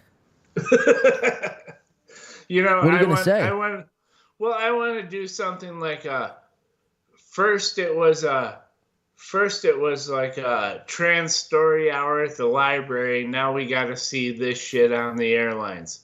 Something like that. Just fucking with them a little. But they'll get it because they are old, thirsty chicks, dude. You're not hot. Yeah, dude, dude, between Chrissy and, I mean, I know I just put up a poll about Gila and April, but it's like I'd rather take both of them any day of the week besides Keanu and Chrissy, man. I mean, the stench that I could see coming through a screen. It's like, Jesus, clean yourselves up. Yeah, it's like, dude, I'm in my 50s and divorced. Here's the truth. If I met Chrissy at a bar, yeah, I'd fuck her. But she wouldn't be the wouldn't be the chick. She wouldn't be the chick I was looking out like, whoa, look at that hot chick, right. And she thinks she's a smoke show, and she's not. She's a 6. She's a last call chick, and she needs to know that. Yeah, but it's wild how like the fans in the live chat. I mean, they gas her up to think that she's like somehow attractive. Like, ugh. She's, the farthest thing from, dude. You said it best. A last call chick at best. But this was Gino and Chad today. So Gino hops on Chad's stream, and they proceed to do this. It's show, and then today when he came on, now he's talking shit about Ray. 50. So I doubt he's going to get 50 from the second show. Oh, that's plus you can get a restraining order. Guy threatens. Let me turn it down. What's going on? You've had a week. Tell me one thing I lied about before I lay into you for the fucking weak fucking host you fucking are. Now. So last week, if you remember, Gino Chad was claiming that like Gino lied or some shit. Now Gino hops on and was like, "Yo, what did you lie about? Or what did I lie about? You had a week." And Chad is pretty stumped here, man. Pretty stumped. Now, tell me what I lied about. You had a week to think of it. I didn't think about it at all. That's not really soon. Give me a few more minutes, but okay. I'll just be telling you behind you. All right. Hold on. You all good? I'm so? getting. Oh no! You see, I'm getting some kid love. That was my son Augie. Well, if you got to attend to Augie, man. I mean, there's no. No. We can do a few more, man. I wanted to get in here. We had some scheduling bullshit, and I was very upset about it. Yeah, man. But I think I think we've talked about it. Like our shows are gonna be on Thursday and Sunday now, right? Yeah. Fuck whoever else is doing it. What did Augie just say? It wasn't you, or it wasn't him? Yeah. Wow, dude. I mean, look, I didn't think it was, but that's funny shit. But yeah, Thursday and Sunday, man. Fuck all the other shit. But this is yeah. I was very upset about that, and I get it because we have crossover with Melton's audience, so you don't want to fight people for a show, for views or whatever. But, dude, we were doing Thursdays and Sundays. No one was here, and now they want to pop up. So, really, fuck them. Yeah, we just got to continue to do us, man. Do us. Yeah, look, here's Opal, too. Look, all of them are showing up now. Your camera's not on. I don't see anything. I just hear... hold on. I hear a stir. All right, hey, go sit by Augie, honey, because your phone is very loud. All right, hold on. I'll throw up my camera for the kids, dude. The kids. I'm not gonna put them on screen though. I'm not doxing your kids. No, it's not a big deal. And for people who know me, my kids have always been a part of my podcast, dude. I don't ignore them. I try and do a good show, but you're not Aaron, right? But even still, I don't want you to wake up in the morning like, damn, like were they really on the show last night? I could see him from here, so that's all good. I mean, we don't have to put him on screen. That's a little insane. But yeah, man. So it's good to have, I guess, all them in attendance watching Daddy chop it up. I guess it is good, and I talked to Brian about it last night. I mean, being divorced is crazy, Yeah. Oh, yeah. Like, I can only imagine. Yeah, like I was used to every morning waking up and seeing my kids first thing in the morning. I don't do that anymore. It's fucked up, dude. Yeah. No, and I'm not blaming anyone. It's just fucking life. Yeah, you just got to, move on and adapt, really, and just make the best out of any situation, that you're confronted with. Opal knows I'm on camera. He wants to be here. What's up, Opal? It's Opal Face. Say hi, Opal. What's up, Opal? She can't see me? Yeah, your daughter? she can see. Yep, Okay. This is my youngest. She's 5 years old. See her? I'm not 5. I'm 4.5. Yeah, you are 4.5. And that's Pearl up there. What's up, Pearl? That's my oldest. No, I'm not 12 years old, Opal. I've told you this multiple times. Softcast kids have come and crashed the stream. And Scott is 21. Dude, it's kind of hard too. You know what I mean? Because of the divorce, like it wouldn't be like this normally. My kids wouldn't be just like so happy to like be all around me, but we don't get to see each other, so it's a big deal. Yeah. But it's very weird, like when I was still married and we were all still living together, they couldn't give a shit what I was doing in my free time. You know what I mean? It's pretty funny. Do they know what you're doing? Like you're like podcasting. They know what podcasting is. Oh yeah. Sometimes I would just go. Beep, beep, beep. Oh jeez. I showed Pearl our channel today, and she was like, I go, I'm not a YouTube star yet, but I'm working towards it. And she goes, yes, you are. Oh shit. YouTube star. Yeah. I mean, hey, that's pretty cool though. Dude, she's 11 years old. 2,000 subs is huge to her. Yeah, well, according to Aaron M. Holt, man, that's very beneath him. He's a rock star, and we're nobodies, right? Right, we're nobodies, but we've done it all organically, dude. So fuck Aaron. I say it when I say it, I mean it. Is I don't hate any of these guys. We're like a news show. We cover the internet. Right. Right. But I gotta say, I do kind of hate Gino for him. Well, besides Gino. Right. Everyone besides Gino. Gino made me really mad. I didn't like him on WATP, and then he talked shit about us. You know, who knows? Jeez, he's trying to be someone, too, and he's not that funny. Well, he's been trying for 7 years, man, at least on Compound. You know, it's like after a while, you just have to look at yourself in the mirror and just realize, like, this ain't working for me, man. Right. Move on to different things. It looks like there's an earthquake going on over there, dude. Oh, yeah, it's getting crazy. Hey, honey, will you go play and let Daddy finish up for a minute? Let Daddy talk about talk some shit and tell everyone how much he hates Gino. Let Daddy talk about his stupid internet shit. Jeez, man, I almost just be like we could put a pin in this and you could go do your thing, and you know what I mean? I was really upset, though. I wouldn't have normally called in, but I think you and I were just starting to get a groove, and then, shit happened. So I wanted to be here tonight and just say that it'll be back on Sunday, and I feel like you run the show, you know what I mean? But I feel like anymore, these guys trying to jump in on our nights and acting like we're afraid of them, fuck them. Yeah. Yeah, it's just, like yesterday specifically, like, it would have been almost, like, foolish to have, streamed, given that Melton just came off of the MLC show, you know what I mean? But...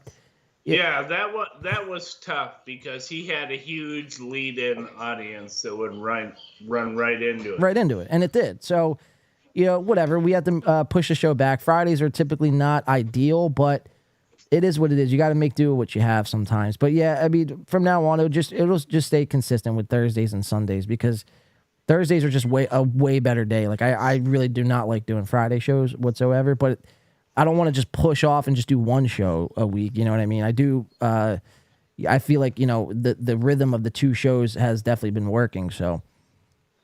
Yeah.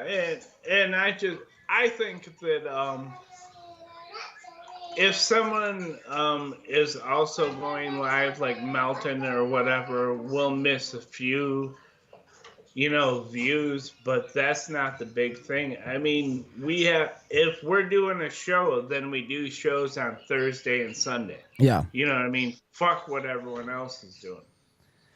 Yeah, that'll pretty much be it. Yeah, so let's get back into this. Let's do some Gino Chad. I just want to show you like the beginning of this. I'll play the Gino clip from In Hot Water. I think we'll get out of here. Let's save K-Cuck. We'll save K-Cuck for when you're on the show on Sunday. And then, yeah, we'll save some other things too. Just for the simple fact that I want to get through this Gino stuff. And you just, brought your kids on the show, and it's hard for me to like get back into that fucking mindset of like I told you roast and destroy. Crazy, dude. But it's nuts. Yeah, it's cool. No, it's all good. It's all fun, man. It's a fun fucking show. You got to remember that, man. This has been a very fun show. Very fun show. Very fun week. You like my new Tom Chillstrom backdrop, bro? I do, dude. I love Tom. Tom doesn't even get why we like him. He thinks we're haters. Right. You know what I mean? He doesn't get it. That's what makes it so great. There he is, Tom Chillstrom in the background right there with his new podcast going to be taking off very soon. Tom and the Clan coming to Spotify in 2023. That's insane. Oh, shit. All right, so let's watch. I just want to watch a little bit of this. We'll watch Gino on In Hot Water. We'll get out of here. Call it a night, man. So let's watch. This was Gino on today's stream with Chad. Mud Sharks Love Misery. Not funny. because this is what I'm telling you, fucking Let me X Chad. out of this. And then you have those two fucking guys call in who I've never said anything racist about. I defy you to fucking find one clip of me saying anything bad about Godfrey other than a joke I'd make about anyone else. Shut the fuck up. So so like he's going crazy. Look at Chad's face. He's like stumped. What do I do? Dude, these guys are so afraid of being called racist. It's so funny. Yeah, but did you watch the clip earlier when I was playing with Gino? No, I didn't see it. So he pretty much like was saying it kind of like it wasn't joking, man. He was like pretty much referring to Godfrey as a monkey. Like it just is what it is. Oh yeah, he was talking about Cumia, but he was saying the monkey whatever. No, he was talking about Kevin Brennan and then how Kevin Brennan's like a dancing monkey. Oh yeah. And then he made the joke with Godfrey. So he claims that he didn't say anything racist, but in Gino's mind, that's not racist. That's just fun. But again, it's like, you know, if you're saying it in a non-joking manner like that, like 9 times out of 10 people are going to have a problem with that, you know? Yeah, Gino was like, look, I'm a racist. And what he said was racist. Right. I can tell you that. But yeah, so Chad's already uncomfortable and does this. And Dante I've known for 20 years and never shut the fuck. That's not happening. So he kicks him off right there, and he goes on to do it a few more times. Here, so let me see if I can't fast forward it. He calls him back. Own show. Fuck you. A real dinosaur has been seen. All right, let's see what he. All right, let's bring him one more time. Don't tell me to shut the fuck up on my own show. Chad, then I'll tell you what. Chad, talk all you want. You tell me and shut the fuck up on my show. You suck at what you do. Tell me what I like. Now I suck at what I do. So I mean, that's pretty ballsy. Gino is there, you know, calling Chad, telling him he sucks at what he does. He's trash at what he does. He's a bad co-host or a bad host. I mean, you know, Gino had some balls there. I will say to go into Chad's stream and do that. Yeah, I do think too. I think I'll give Gino some credit for taking the swing. Yeah. You know what I mean? Like lots of guys won't do that. I would like to think that you and I would, and the shows I like would, but he did take the swing, so I gave him credit for that. Yeah, because you're supposed to call out liars, and you said I lied, and I never did. Now tell me something I lied about. Or say, I'm sorry, because I never did lie, and then we'll attack what's going on to your fucking left. But you can't Gino. have any credibility until Joni, you admit I never lied. This isn't in hot water. Talk. This is not in hot water. Have a conversation like an adult. Nope. Tell me what You're I not. lied You're about. not going to scream at me on my podcast. It's not happening. Changing the subject. Tell me what I lied about. Don't be a little bitch and go, And he cuts him loose again. I can't do it. This guy's fucking. They're all insane. You guys are all insane. Well, isn't Gino doing what like Brennan and Bob and all those guys do? He's just yelling. Right. He's just like, I'm louder, so I'm correct. Right. Yeah, that's the biggest misconception. I hate that shit, dude. But at the end of this, dude, you know, the biggest takeaway from today's Mud Shark Loves Misery was that Chad was in there saying how, you know, he didn't know if he wanted to do this anymore. It wasn't fun for him. And like for a second in time, man, like I really fell for him. I'm like, damn, like I feel where you're coming from, dude, because now all of a sudden Kevin Brennan got lower and he went in the mud with you, dude, and he out-mudded you at your own game. And now, like, it's like almost like you're in, like, you know, shell shock. You don't know what to do. You don't know how to move on. You don't know how to pick up the pieces.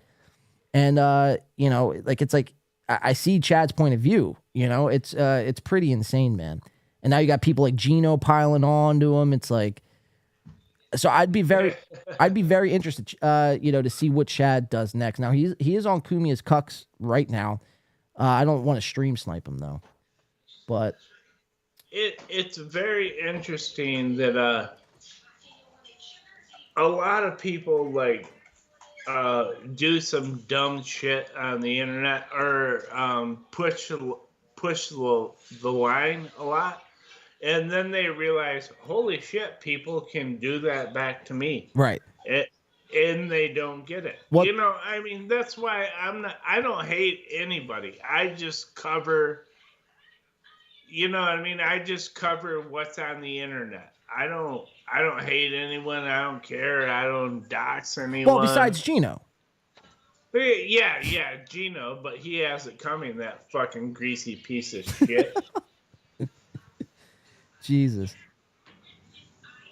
But everyone besides Gino. Yeah, like, you know, it is what it is, man. These people, you know, they talk themselves into a hole, and we're here for it. You know, we just simply fucking kick back, relax, and just let them fucking talk themselves into the fucking mess that they talk themselves into, you know what I mean? And you know, in the case of like Aaron and shit like that, it's like that's a different that's a whole different thing.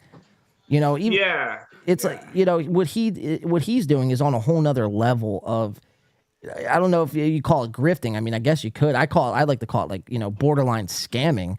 I mean, did you see some of the coffee clips that I was going through, dude? I mean, he's like, yeah, I talked to one of the fans from the show who's a coffee fucking producer. He makes coffee. He's a coffee barista. And, like, he teamed up with us, and now we're making this coffee. It's like, no, you're not, dude. You're using a fucking drop shipping company. Like, why are you proceeding to lie? I think that on Sunday we can blow up this coffee thing, because there's been some other coffee incidents surrounding all this. Me shooting off my big mouth to someone and it not working in my best interest. So I'd like to address coffee on Sunday. We can get into coffee, man. You know, I'd like to think maybe hopefully by next week, hopefully this time next week, we have something big in the coffee field. One of our fans are big coffee, they're mass producers of coffee, so maybe, you know, they help us out. You know what I mean? Yeah. We got someone who is a coffee wholesaler that approached us and said, hey, if you guys want to do some coffee, you're very big. Just like Aaron, you know? Just like Aaron, right. Right. A coffee wholesaler said, whoa, we got to sell your coffee. We got to put your name on our brand. Right. Jesus, man. Look, I think we'll put a pin on that note. We'll put a pin on it. He gave... All right. Yeah, dude, like I said, it's been hectic here tonight, but it's great for me. But I wanted to be into the show, I guess mainly so people didn't think you fired me. No, yeah, you were just attending to family matters, man. I mean, that's right. important shit, man. You got to take care of that. But all right, look, I'm psyched for Sunday though. Yeah, we'll be back on Sunday. Sunday like 6, maybe 5:30, 6 p.m. We'll get into everything we didn't get to tonight, and then everything that transpires from the weekend. But Soft, I'm glad that I had touched base with you, man. I'm glad everything's you're doing well. Everything's going well. And yeah, we'll be back Sunday, and I'll talk to you before then as well, man. All right, yeah. Thanks, everyone. Yeah, have a good weekend, man. I'll talk to you. His son hates this show. He's like, fuck you. But guys, yeah, that's going to do it for us, man. I got to get out of here. I got some things to attend to tonight. It's Cinco de Mayo Friday night. I got to get the tacos in me, and I have a couple fucking Modelo's. But yeah, we appreciate everyone showing up, showing out. Tom Chillstrom, obviously in the building as well, making his debut on this show. So this was very fun, man. And he's actually, he has a message for us to wrap us out, but we'll be back 5:30, 6 o'clock here on Sunday. And yeah, we'll be covering everything we didn't get into. K-Cuck being one of those things, which was a great episode. K-Cuck episode 6. But yeah, that's going to do it for us, guys.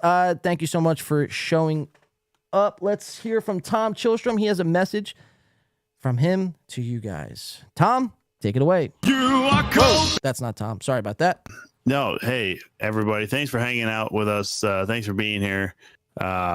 Pretty solid effort all around, I would say, mostly from Corey and I. Luke had some good points.